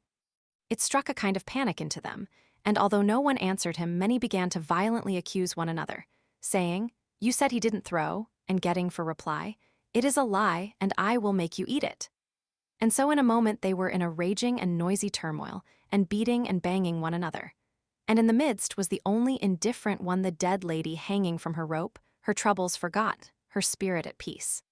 So we walked away, and I was not at ease, but was saying to myself, he told them he was laughing at them, but it was a lie, he was laughing at me. That made him laugh again, and he said, "Yes, I was laughing at you, because, in fear of what others might report about you, you stoned the woman when your heart revolted at the act, but I was laughing at the others too." "Why?" "Because their case was yours." "How is that?" "Well, there were 68 people there, and 62 of them had no more desire to throw a stone than you had." Satan. "Oh, it's true. I know your race. It is made up of sheep. It is governed by minorities, seldom or never by majorities. It suppresses its feelings and its beliefs, and follows the handful that makes the most noise. Sometimes the noisy handful is right, sometimes wrong, but no matter, the crowd follows it. The vast majority of the race, whether savage or civilized, are secretly kind-hearted and shrink from inflicting pain. But in the presence of the aggressive and pitiless minority, they don't dare to assert themselves. Think of it. One kind-hearted creature spies upon another, and sees to it that he loyally helps in iniquities which revolt both of them. Speaking as an expert, I know that 99 out of 100 of your race were strongly against the killing of witches when that foolishness was first agitated by a handful of pious lunatics in the long ago. And I know that even today, after ages of transmitted prejudice and silly teaching, only 1 person in 20 puts any real heart into the harrying of a witch. And yet apparently, everybody hates witches and wants them killed. Someday a handful will rise up on the other side and make the most noise perhaps even a single daring man with a big voice and a determined front will do it, and in a week all the sheep will wheel and follow him, and witch-hunting will come to a sudden end. Monarchies, aristocracies, and religions are all based upon that large defect in your race, the individual's distrust of his neighbor, and his desire, for safety's or comfort's sake, to stand well in his neighbor's eye. These institutions will always remain, and always flourish, and always oppress you, affront you, and degrade you, because you will always be and remain slaves of minorities. There was never a country where the majority of the people were, in their secret hearts, loyal to any of these institutions. I did not like to hear our race called sheep, and said I did not think they were. Still it is true, lamb, said Satan. Look at you in war, what mutton you are, and how ridiculous. In war? How? There has never been a just one, never an honorable one on the part of the instigator of the war. I can see 1,000,000 years ahead, and this rule will never change in so many as half a dozen instances. The loud little handful as usual will shout for the war. The pulpit will warily and cautiously object at first. The great, big, dull bulk of the nation will rub its sleepy eyes and try to make out why there should be a war, and will say, earnestly and indignantly, it is unjust and dishonorable, and there is no necessity for it. Then the handful will shout louder. A few fair men on the other side will argue and reason against the war with speech and pen, and at first will have a hearing and be applauded. But it will not last long. Those others will outshout them, and presently the anti-war audiences will thin out and lose popularity. Before long, you will see this curious thing. The speakers stoned from the platform, and free speech strangled by hordes of furious men who in their secret hearts are still at one with those stoned speakers as earlier but do not dare to say so. And now the whole nation pulpit and all will take up the war cry and shout itself hoarse and mob any honest man who ventures to open his mouth. And presently such mouths will cease to open. Next the statesmen will invent cheap lies, putting the blame upon the nation that is attacked, and every man will be glad of those conscience-soothing falsities, and will diligently study them, and refuse to examine any refutations of them. And thus he will by and by convince himself that the war is just, and will thank God for the better sleep he enjoys after this process of grotesque self-deception. Chapter 10. Days and days went by now, and no Satan. It was dull without him. But the astrologer, who had returned from his excursion to the moon, went about the village, braving public opinion, and getting a stone in the middle of his back now. And then, when some witch-hater got a safe chance to throw it and dodge out of sight. Meantime, 2 influences had been working well for Marget. That Satan, who was quite indifferent to her, had stopped going to her house after a visit or 2 had hurt her pride, and she had set herself the task of banishing him from her heart. Reports of Wilhelm Maidling's dissipation brought to her from time to time by old Ursula had touched her with remorse, jealousy of Satan being the cause of it. And so now, these 2 matters working upon her together, she was getting a good profit out of the combination. Her interest in Satan was steadily cooling, her interest in Wilhelm as steadily warming. All that was needed to complete her conversion was that Wilhelm should brace up and do something that should cause favorable talk and incline the public toward him again. The opportunity came now. Marget sent and asked him to defend her uncle in the approaching trial, and he was greatly pleased and stopped drinking and began his preparations with diligence. With more diligence than hope, in fact, for it was not a promising case. He had many interviews in his office with Seppi and me, and threshed out our testimony pretty thoroughly, thinking to find some valuable grains among the chaff, but the harvest was poor, of course. If Satan would only come. That was my constant thought. He could invent some way to win the case, for he had said it would be one, so he necessarily knew how it could be done. But the days dragged on, and still he did not come. Of course, I did not doubt that it would be one, and that Father Peter would be happy for the rest of his life, since Satan had said so. Yet I knew I should be much more comfortable if he would come and tell us how to manage it.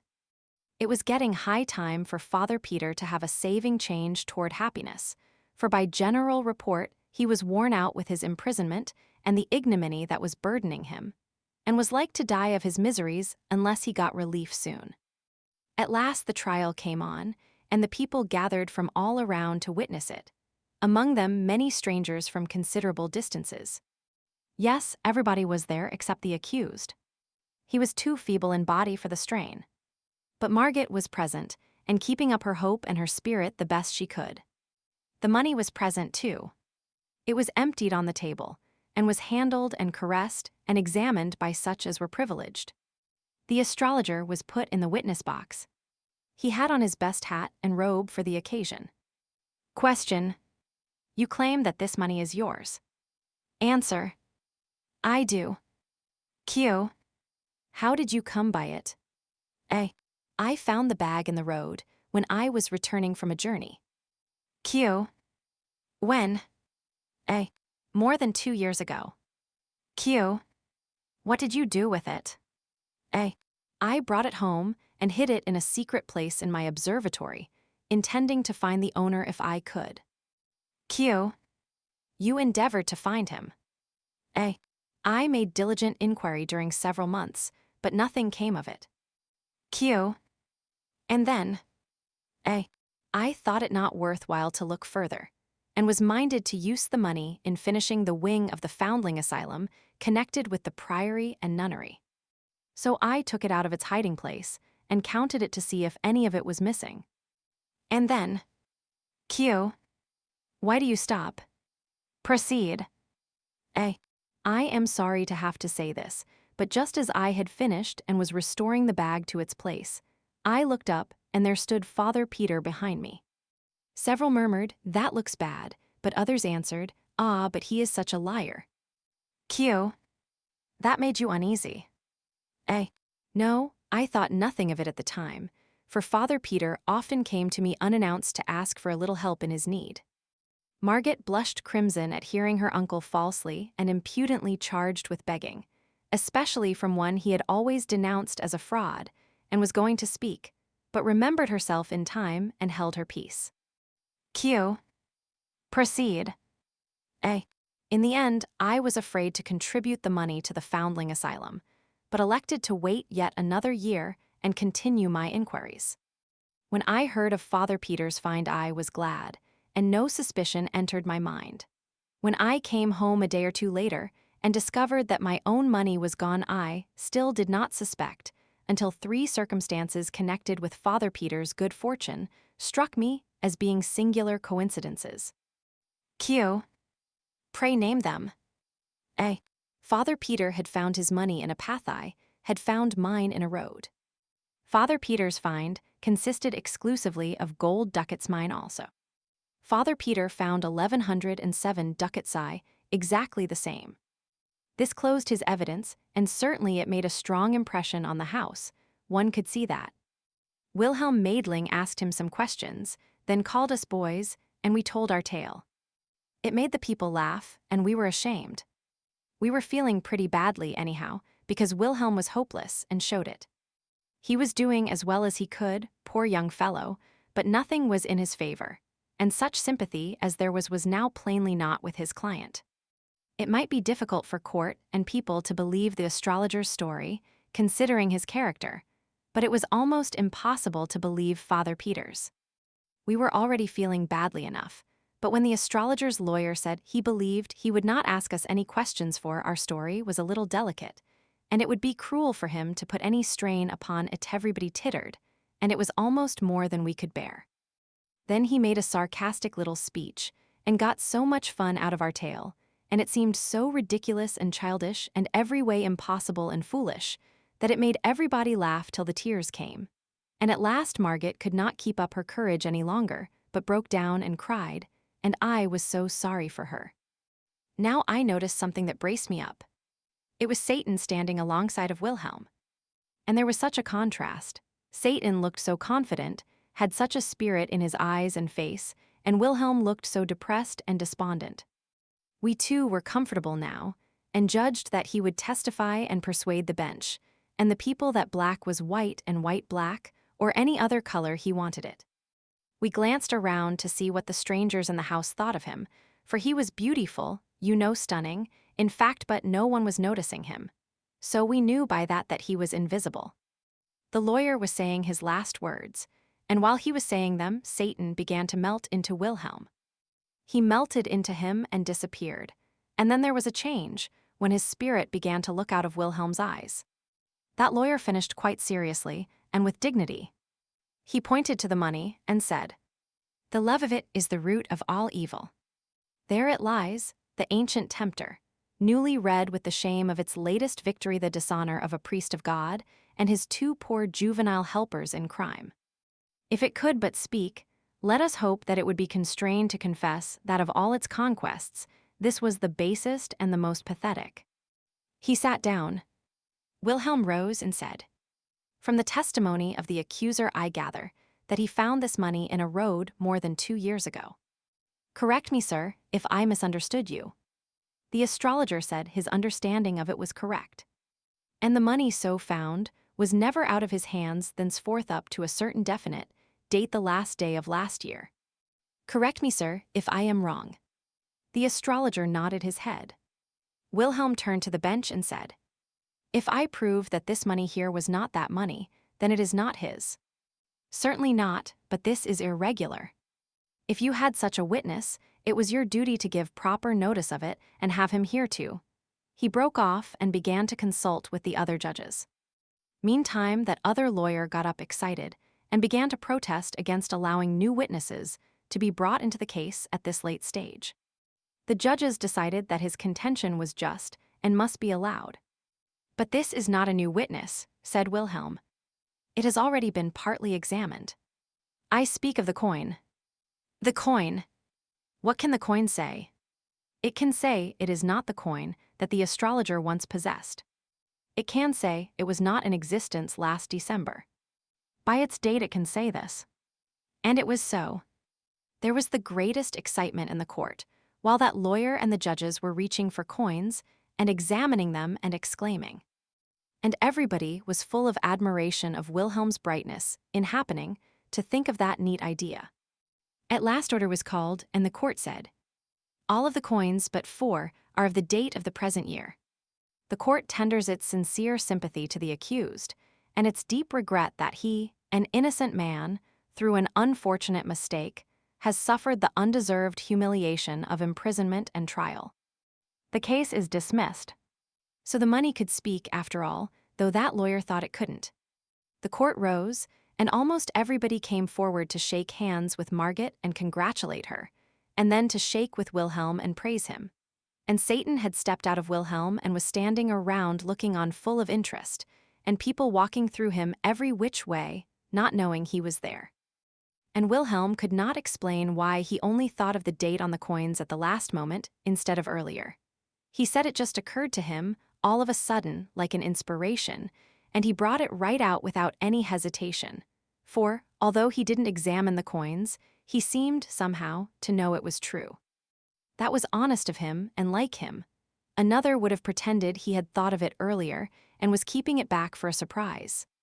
He had dulled down a little now. Not much, but still you could notice that he hadn't that luminous look in his eyes that he had while Satan was in him. He nearly got it back, though, for a moment when Marget came and praised him and thanked him and couldn't keep him from seeing how proud she was of him. The astrologer went off dissatisfied and cursing, and Solomon Isaacs gathered up the money and carried it away. It was Father Peter's for good and all now. Satan was gone. I judged that he had spirited himself away to the jail to tell the prisoner the news, and in this I was right. Marget and the rest of us hurried thither at our best speed, in a great state of rejoicing.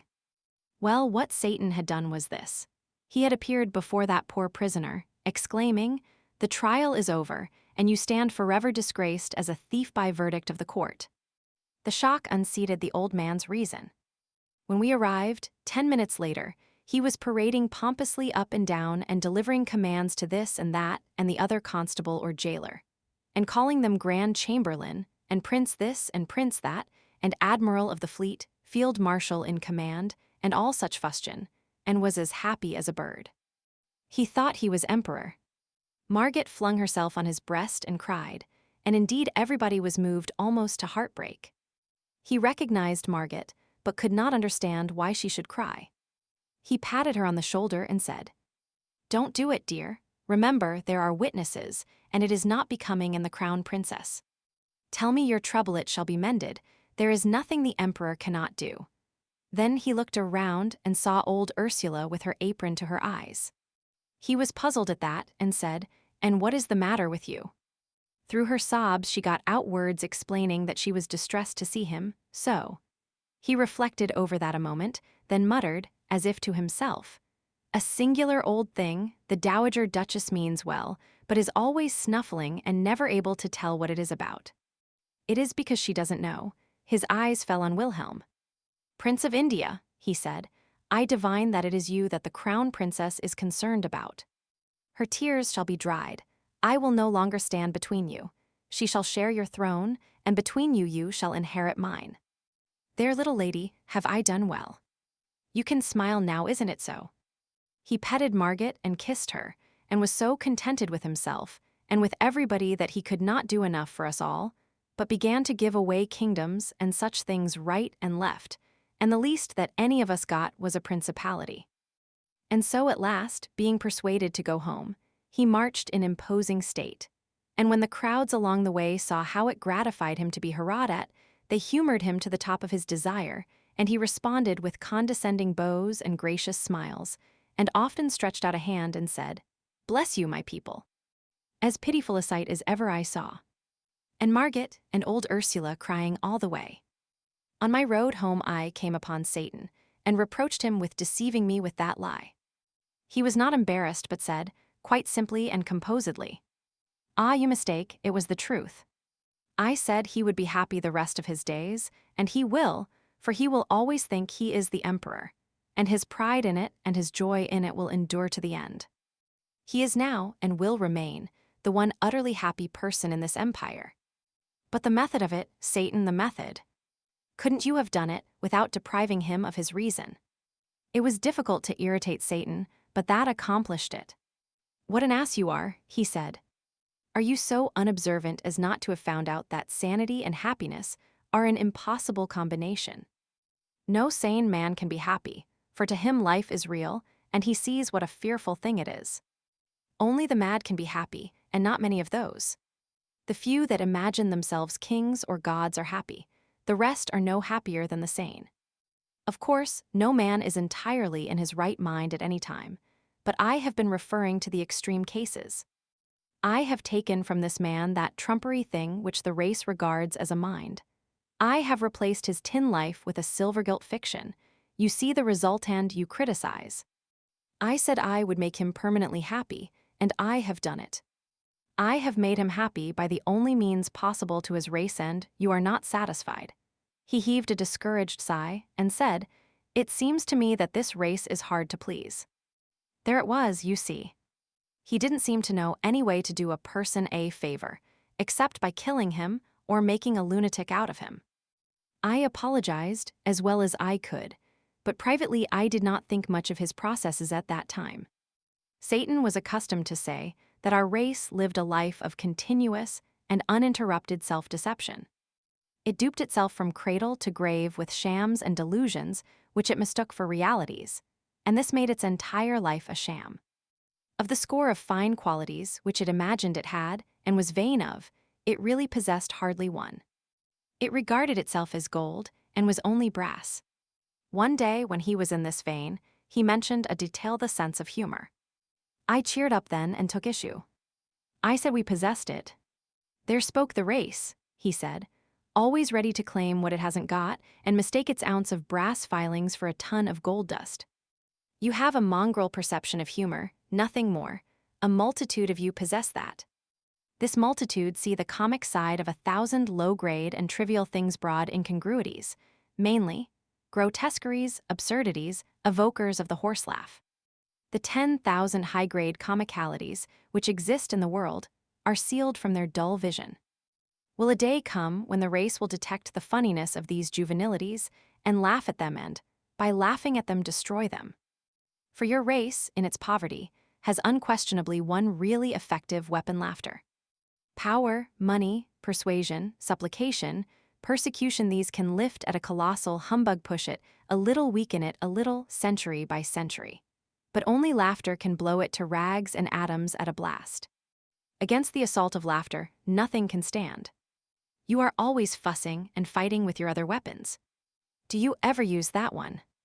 No, you leave it lying rusting. As a race, do you ever use it at all? No, you lack sense and the courage. We were traveling at the time and stopped at a little city in India and looked on while a juggler did his tricks before a group of natives. They were wonderful, but I knew Satan could beat that game, and I begged him to show off a little, and he said he would. He changed himself into a native in turban and breechcloth, and very considerately conferred on me a temporary knowledge of the language. The juggler exhibited a seed, covered it with earth in a small flower pot, then put a rag over the pot. After a minute, the rag began to rise. In 10 minutes, it had risen a foot. Then the rag was removed and a little tree was exposed, with leaves upon it and ripe fruit. We ate the fruit, and it was good. But Satan said, "Why do you cover the pot? Can't you grow the tree in the sunlight?" "No," said the juggler, "no one can do that. You are only an apprentice, you don't know your trade. Give me the seed." "I will show you." He took the seed and said, "What shall I raise from it?" "It is a cherry seed. Of course you will raise a cherry." "Oh no, that is a trifle. Any novice can do that." "Shall I raise an orange tree from it?" "Oh yes," and the juggler laughed. "And shall I make it bear other fruits as well as oranges?" "If God wills," and they all laughed. Satan put the seed in the ground, put a handful of dust on it, and said, "Rise." A tiny stem shot up and began to grow, and grew so fast that in 5 minutes it was a great tree, and we were sitting in the shade of it. There was a murmur of wonder, then all looked up and saw a strange and pretty sight. For the branches were heavy with fruits of many kinds and colors: oranges, grapes, bananas, peaches, cherries, apricots, and so on. Baskets were brought, and the unlading of the tree began. And the people crowded around Satan and kissed his hand, and praised him, calling him the Prince of Jugglers. The news went about the town, and everybody came running to see the wonder, and they remembered to bring baskets, too. But the tree was equal to the occasion. It put out new fruits as fast as any were removed. Baskets were filled by the score and by the hundred, but always the supply remained undiminished. At last a foreigner in white linen and sun helmet arrived, and exclaimed angrily, "Away from here! Clear out, you dogs! The tree is on my lands and is my property." The natives put down their baskets and made humble obeisance. Satan made humble obeisance, too, with his fingers to his forehead, in the native way, and said, "Please let them have their pleasure for an hour, so you're only that, and no longer. Afterward you may forbid them, and you will still have more fruit than you and the state together can consume in a year." This made the foreigner very angry, and he cried out, "Who are you, you vagabond, to tell your betters what they may do and what they mayn't?" And he struck Satan with his cane and followed this error with a kick. The fruits rotted on the branches, and the leaves withered and fell. The foreigner gazed at the bare limbs with the look of one who is surprised, and not gratified. Satan said, "Take good care of the tree, for its health and yours are bound together. It will never bear again, but if you tend it well, it will live long. Water its roots once in each hour every night, and do it yourself. It must not be done by proxy, and to do it in daylight will not answer. If you fail only once in any night, the tree will die, and you likewise. Do not go home to your own country, any more you would not reach there.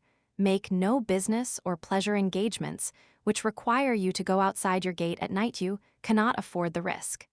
Do not rent or sell this place, it would be injudicious." The foreigner was proud and wouldn't beg, but I thought he looked as if he would like to. While he stood gazing at Satan, we vanished away and landed in Ceylon. I was sorry for that man.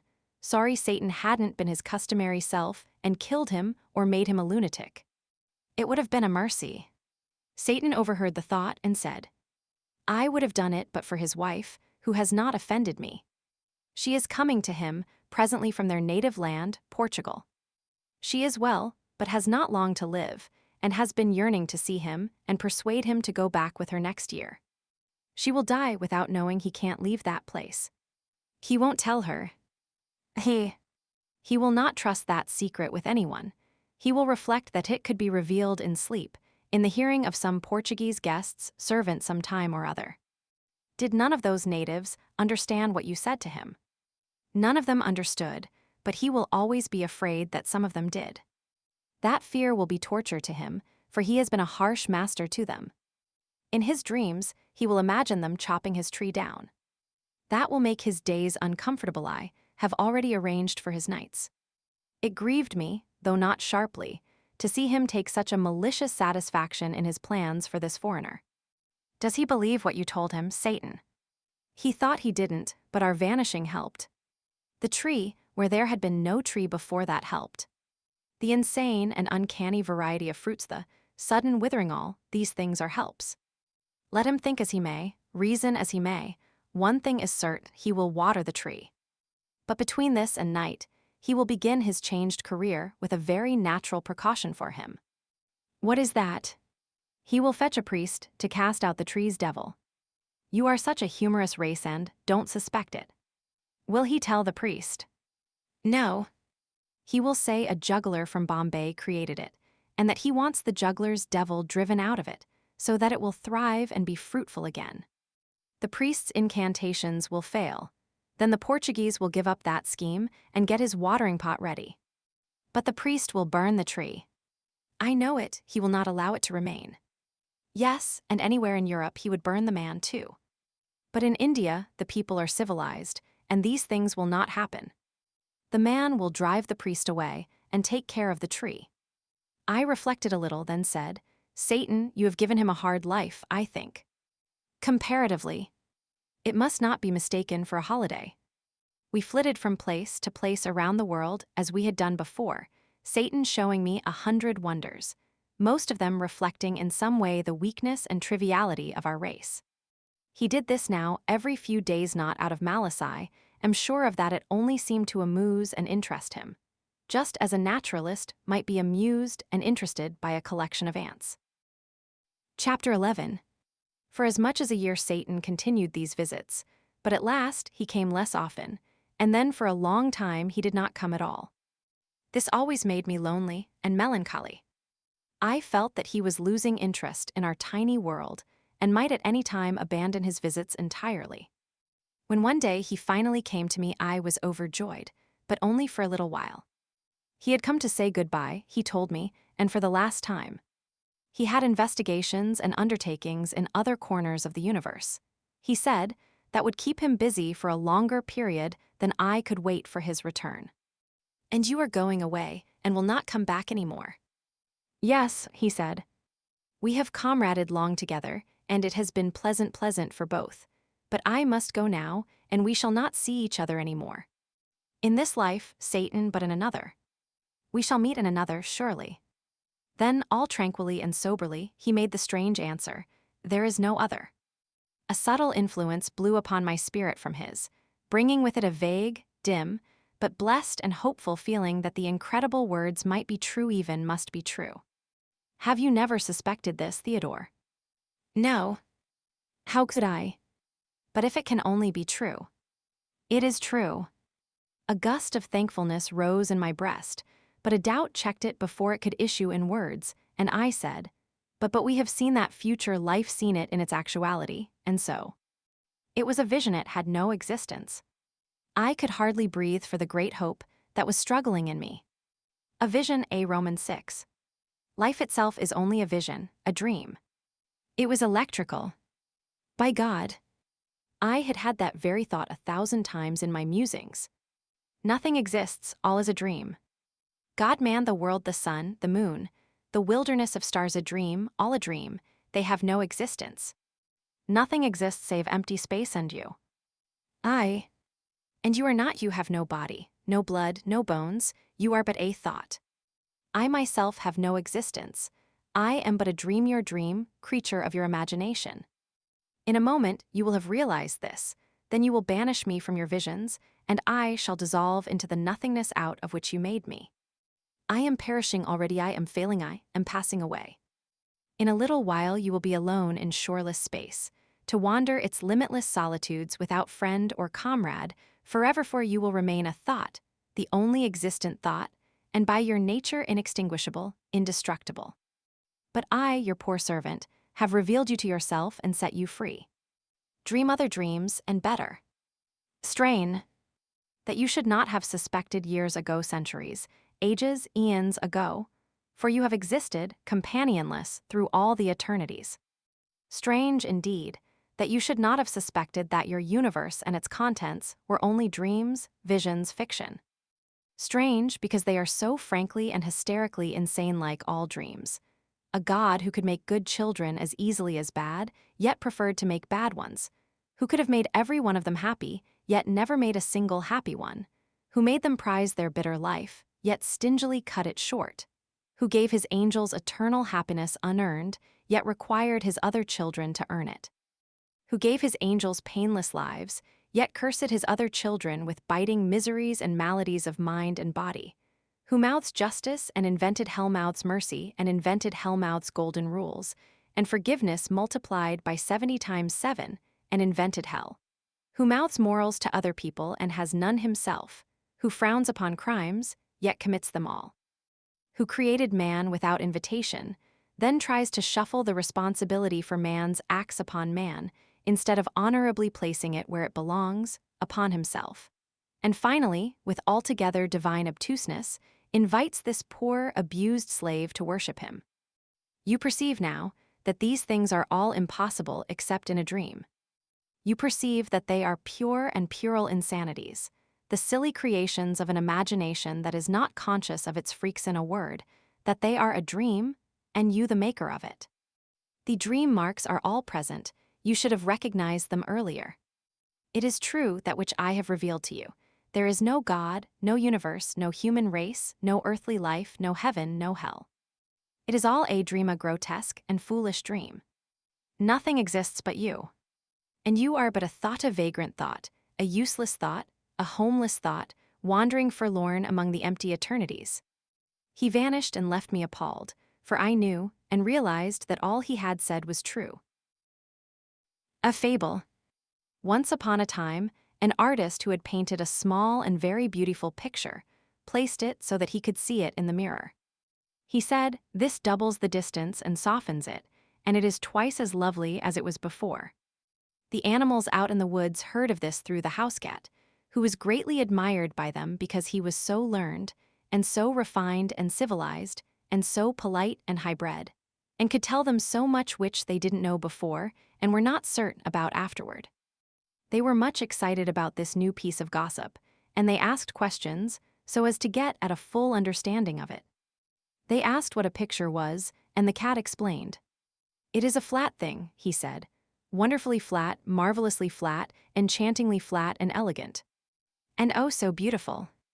That excited them almost to a frenzy, and they said they would give the world to see it. Then the bear asked, "What is it that makes it so beautiful?" "It is the looks of it," said the cat. This filled them with admiration and uncertainty, and they were more excited than ever. Then the cow asked, "What is a mirror?" "It is a hole in the wall," said the cat. "You look in it, and there you see the picture. And it is so dainty and charming and ethereal and inspiring in its unimaginable beauty that your head turns round and round, and you almost swoon with ecstasy." The ass had not said anything as yet. He now began to throw doubts. He said there had never been anything as beautiful as this before, and probably wasn't now. He said that when it took a whole basketful of sesquipedalian adjectives to whoop up a thing of beauty, it was time for suspicion. It was easy to see that these doubts were having an effect upon the animals, so the cat went off offended. The subject was dropped for a couple of days, but in the meantime curiosity was taking a fresh start, and there was a revival of interest perceptible.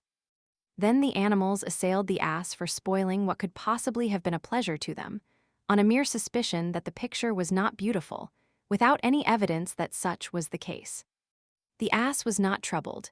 He was calm, and said there was one way to find out who was in the right, himself or the cat. He would go and look in that hole, and come back and tell what he found there. The animals felt relieved and grateful, and asked him to go at once, which he did. But he did not know where he ought to stand, and so, through error, he stood between the picture and the mirror. The result was that the picture had no chance and didn't show up. He returned home and said, "The cat lied. There was nothing in that hole but an ass. There wasn't a sign of a flat thing visible. It was a handsome ass, and friendly, but just an ass and nothing more." The elephant asked, "Did you see it good and clear? Were you close to it?"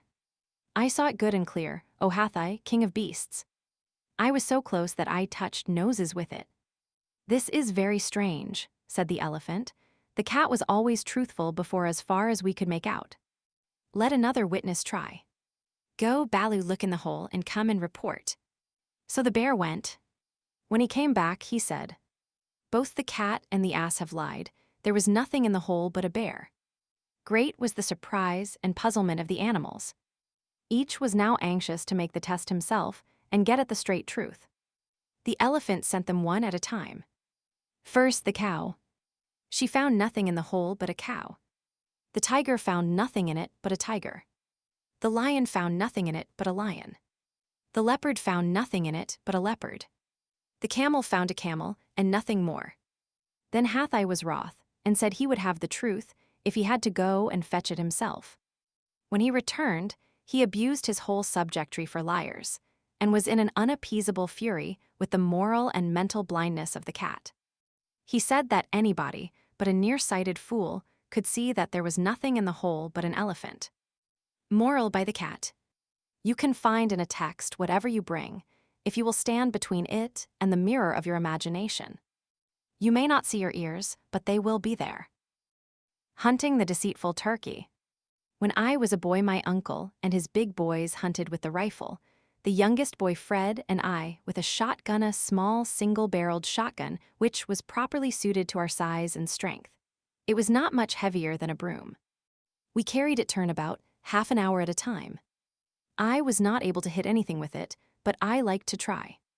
Fred and I hunted feathered small game. The others hunted deer, squirrels, wild turkeys, and such things. My uncle and the big boys were good shots.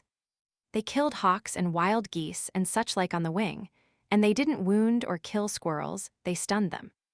When the dogs treed a squirrel, the squirrel would scamper aloft and run out on a limb and flat himself along it, hoping to make himself invisible in that way and not quite succeeding. You could see his wee little ears sticking up. You couldn't see his nose, but you knew where it was. Then the hunter, despising a rest for his rifle, stood up and took offhand aim at the limb and sent a bullet into it immediately under the squirrel's nose, and down tumbled the animal, unwounded but unconscious. The dogs gave him a shake and he was dead. Sometimes, when the distance was great and the wind not accurately allowed for, the bullet would hit the squirrel's head. The dogs could do as they pleased with that one. The hunter's pride was hurt, and he wouldn't allow it to go into the game bag. In the first faint gray of the dawn, the stately wild turkeys would be stalking around in great flocks, and ready to be sociable and answer invitations to come and converse with other excursionists of their kind. The hunter concealed himself and imitated the turkey call by sucking the air through the leg bone of a turkey, which had previously answered a call like that and lived only just long enough to regret it. There is nothing that furnishes a perfect turkey call except that bone. Another of nature's treacheries, you see. She is full of them. Half the time she doesn't know which she likes best, to betray her child or protect it. In the case of the turkey, she is badly mixed. She gives it a bone to be used in getting it into trouble, and she also furnishes it with a trick for getting itself out of the trouble again. When a mama turkey answers an invitation and finds she has made a mistake in accepting it, she does as the mama partridge does, remembers a previous engagement and goes limping and scrambling away, pretending to be very lame. And at the same time, she is saying to her not visible children, "Lie low, keep still, don't expose yourselves." I shall be back as soon as I have beguiled this shabby swindler out of the country. When a person is ignorant and confiding, this immoral device can have tiresome results. I followed an ostensibly lame turkey over a considerable part of the United States one morning, because I believed in her and could not think she would deceive a mere boy, and one who was trusting her and considering her honest. I had the single-barreled shotgun, but my idea was to catch her alive. I often got within rushing distance of her, and then made my rush. But always, just as I made my final plunge and put my hand down where her back had been, it wasn't there. It was only 2 or 3 inches from there, and I brushed the tail feathers as I landed on my stomach, a very close call, but still not quite close enough. That is, not close enough for success, but just close enough to convince me that I could do it next time. She always waited for me, a little piece away, and led on to be resting and greatly fatigued. Which was a lie, but I believed it, for I still thought her honest long after I ought to have begun to doubt her, suspecting that this was no way for a high-minded bird to be acting. I followed and followed and followed, making my periodical rushes, and getting up and brushing the dust off, and resuming the voyage with patient confidence. Indeed, with a confidence which grew, for I could see by the change of climate and vegetation that we were getting up into the high latitudes, and as she always looked a little tireder and a little more discouraged after each rush, I judged that I was safe to win, in the end, the competition being purely a matter of staying power and the advantage lying with me from the start because she was lame. Along in the afternoon, I began to feel fatigued myself. Neither of us had had any rest since we first started on the excursion, which was upwards of 10 hours before, though latterly we had paused a while after rushes, I letting on to be thinking about something else. But neither of us sincere, and both of us waiting for the other to call game, but in no real hurry about it. For indeed those little evanescent snatches of rest were very grateful to the feelings of us both.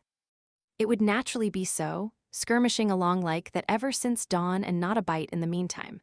At least for me, though sometimes as she lay on her side fanning herself with a wing and praying for strength to get out of this difficulty, a grasshopper happened along whose time had come, and that was well for her, and fortunate, but I had nothing the whole day. More than once, after I was very tired, I gave up taking her alive and was going to shoot her, but I never did it, although it was my right, for I did not believe I could hit her. And besides, she always stopped and posed when I raised the gun, and this made me suspicious that she knew about me and my marksmanship, and so I did not care to expose myself to remarks. I did not get her at all. When she got tired of the game at last, she rose from almost under my hand and flew aloft with the rush and whir of a shell, and lit on the highest limb of a great tree, and sat down and crossed her legs and smiled down at me, and seemed gratified to see me so astonished. I was ashamed and also lost. And it was while wandering the woods hunting for myself that I found a deserted log cabin and had one of the best meals there that in my life days I have eaten. The weed-grown garden was full of ripe tomatoes, and I ate them ravenously, though I had never liked them before. Not more than 2 or 3 times since have I tasted anything that was so delicious as those tomatoes. I surfeited myself with them, and did not taste another one until I was in middle life. I can eat them now, but I do not like the look of them. I suppose we have all experienced a surfeit at one time or another. Once, in stress of circumstances, I ate part of a barrel of sardines, there being nothing else at hand. But since then, I have always been able to get along without sardines. The Mcwilliamses and the burglar alarm. The conversation drifted smoothly and pleasantly along from weather to crops, from crops to literature, from literature to scandal, from scandal to religion, then took a random jump and landed on the subject of burglar alarms. And now, for the first time, Mr. Mcwilliams showed feeling. Whenever I perceive this sign on this man's dial, I comprehend it and lapse into silence and give him opportunity to unload his heart. Said he, with but ill-controlled emotion, "I do not go 1 single cent on burglar alarms, Mr. Twain not a single cent, and I will tell you why. When we were finishing our house, we found we had a little cash left over, on account of the plumber not knowing it. I was for enlightening the heathen with it, for I was always unaccountably down on the heathen somehow. But Mrs. McWilliams said no, let's have a burglar alarm. I agreed to this compromise. I will explain that whenever I want a thing, and Mrs. McWilliams wants another thing, and we decide upon the thing that misses. McWilliams wants as, we always do. She calls that a compromise. Very well. The man came up from New York and put in the alarm and charged $325 for it and said we could sleep without uneasiness now. So we did for a while, say a month. Then one night we smelled smoke, and I was advised to get up and see what the matter was. I lit a candle and started toward the stairs and met a burglar coming out of a room with a basket of tinware, which he had mistaken for solid silver in the dark. He was smoking a pipe. I said, "My friend, we do not allow smoking in this room." He said he was a stranger and could not be expected to know the rules of the house, said he had been in many houses just as good as this one and it had never been objected to before. He added that as far as his experience went, such rules had never been considered to apply to burglars anyway. I said, "Smoke along then, if it is the custom, though I think that the conceding of a privilege to a burglar which is denied to a bishop is a conspicuous sign of the looseness of the times. But waiving all that, what business have you to be entering this house in this furtive and clandestine way, without ringing the burglar alarm?" He looked confused and ashamed, and said with embarrassment, "I beg 1,000 pardons. I did not know you had a burglar alarm, else I would have rung it. I beg you will not mention it where my parents may hear of it, for they are old and feeble, and such a seemingly wanton breach of the hallowed conventionalities of our Christian civilization might all too rudely sunder the frail bridge which hangs darkling between the pale and evanescent present and the solemn great deeps of the eternities. May I trouble you for a match?" I said, "Your sentiments do you honor, but if you will allow me to say it, metaphor is not your best hold. Spare your thigh, this kind light only on the box, and seldom there, in fact, if my experience may be trusted. But to return to business, how did you get in here?" "Through a second-story window." "It was even so. I redeemed the tinware at pawnbrokers' rates, less cost of advertising, bade the burglar good night, closed the window after him, and retired to headquarters to report.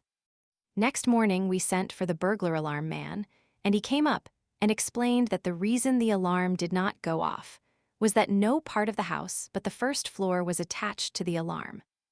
This was simply idiotic. One might as well have no armor on at all in battle as to have it only on his legs.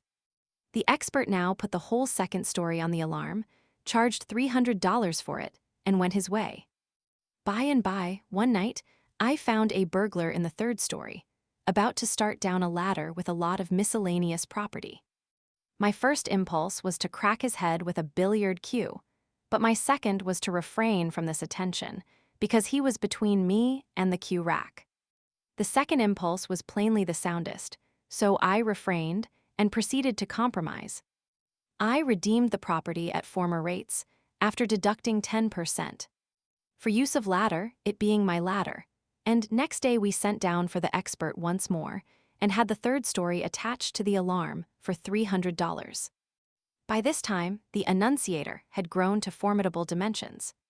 It had 47 tags on it, marked with the names of the various rooms and chimneys, and it occupied the space of an ordinary wardrobe. The gong was the size of a washbowl and was placed above the head of our bed. There was a wire from the house to the coachman's quarters in the stable, and a noble gong alongside his pillow. We should have been comfortable now, but for one defect. Every morning at 5 the cook opened the kitchen door, in the way of business, and rip went that gong. The first time this happened, I thought the last day was come sure. I didn't think it in bed, no, but out of it, for the first effect of that frightful gong is to hurl you across the house, and slam you against the wall, and then curl you up, and squirm you like a spider on a stove lid, till somebody shuts the kitchen door. In solid fact, there is no clamor that is even remotely comparable to the dire clamor which that gong makes. Well, this catastrophe happened every morning regularly at 5 o'clock, and lost us 3 hours' sleep. For mind you, when that thing wakes you, it doesn't merely wake you in spots. It wakes you all over, conscience and all, and you are good for 18 hours of wide awakeness, subsequently 18 hours of the very most inconceivable wide awakeness that you ever experienced in your life. A stranger died on our hands one time, and we vacated and left him in our room overnight. Did that stranger wait for the general judgment? No, sir. He got up at 5 the next morning in the most prompt and unostentatious way. I knew he would. I knew it mighty well. He collected his life insurance and lived happy ever after, for there was plenty of proof as to the perfect squareness of his death. Well, we were gradually fading toward a better land on account of the daily loss of sleep. So we finally had the expert up again, and he ran a wire to the outside of the door and placed a switch there, whereby Thomas, the butler, always made one little mistake. He switched the alarm off at night when he went to bed, and switched it on again at daybreak in the morning, just in time for the cook to open the kitchen door and enable that gong to slam us across the house, sometimes breaking a window with one or the other of us. At the end of a week, we recognized that this switch business was a delusion and a snare. We also discovered that a band of burglars had been lodging in the house the whole time, not exactly to steal, for there wasn't much left now, but to hide from the police, for they were hot-pressed, and they shrewdly judged that the detectives would never think of a tribe of burglars taking sanctuary in a house notoriously protected by the most imposing and elaborate burglar alarm in America. Sent down for the expert again, and this time he struck a most dazzling idea. He fixed the thing so that opening the kitchen door would take off the alarm. It was a noble idea, and he charged accordingly. But you already foresee the result. I switched on the alarm every night at bedtime, no longer trusting on Thomas's frail memory. And as soon as the lights were out, the burglars walked in at the kitchen door, thus taking the alarm off without waiting for the cook to do it in the morning. You see how aggravatingly we were situated. For months, we couldn't have any company. Not a spare bed in the house, all occupied by burglars. Finally, I got up a cure of my own. The expert answered the call and ran another ground wire to the stable and established a switch there, so that the coachman could put on and take off the alarm. That worked first rate, and a season of peace ensued, during which we got to inviting company once more and enjoying life. But by the irrepressible alarm, invented a new kink. One winter's night we were flung out of bed by the sudden music of that awful gong, and when we hobbled to the annunciator, turned up the gas, and saw the word nursery exposed, Mrs. Mcwilliams fainted dead away, and I came precious near doing the same thing myself. I seized my shotgun and stood timing the coachman whilst that appalling buzzing went on. I knew that his gong had flung him out, too, and that he would be along with his gun as soon as he could jump into his clothes. When I judged that the time was ripe, I crept to the room next the nursery, glanced through the window, and saw the dim outline of the coachman in the yard below, standing at present arms and waiting for a chance. Then I hopped into the nursery and fired, and in the same instant the coachman fired at the red flash of my gun.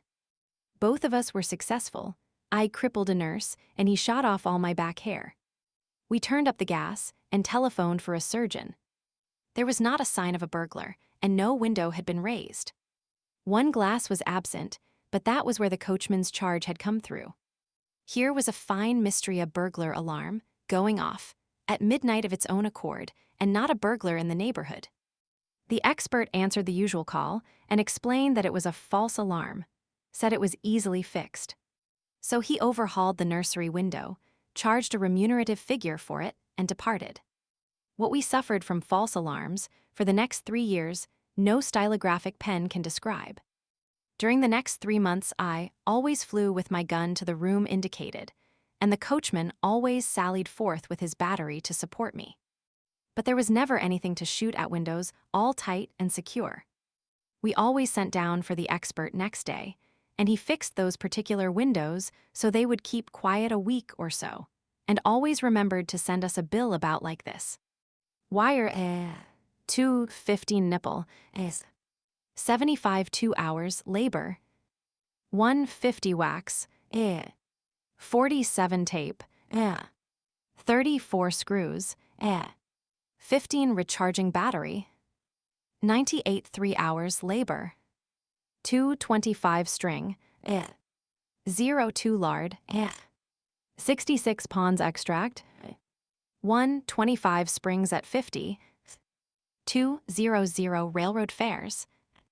725.77. At length, a perfectly natural thing came about after we had answered 300 or 400 false alarms to wit. We stopped answering them.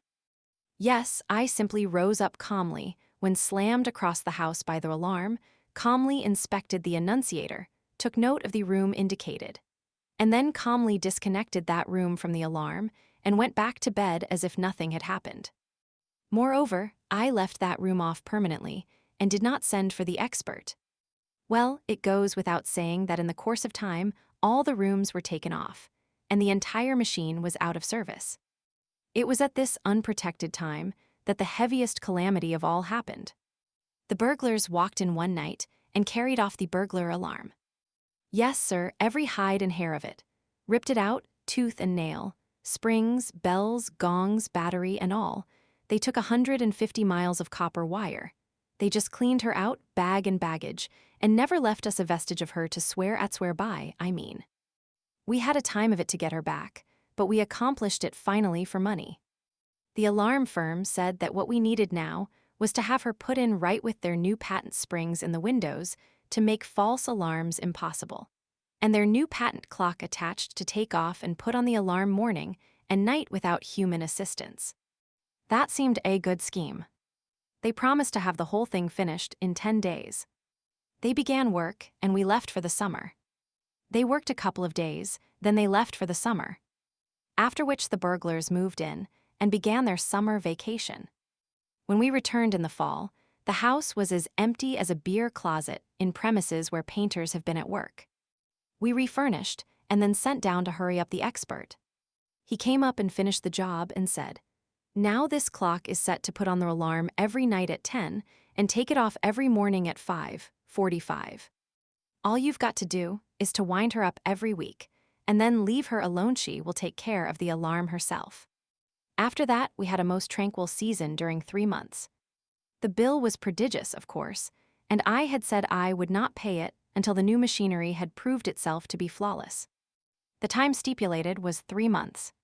So I paid the bill, and the very next day the alarm went to buzzing like 10,000 bee swarms at 10 o'clock in the morning. I turned the hands around 12 hours, according to instructions, and this took off the alarm.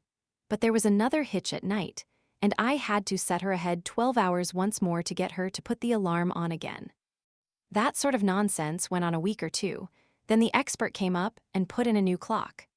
He came up every 3 months during the next 3 years and put in a new clock. But it was always a failure. His clocks all had the same perverse defect. They would put the alarm on in the daytime, and they would not put it on at night. And if you forced it on yourself, they would take it off again the minute your back was turned.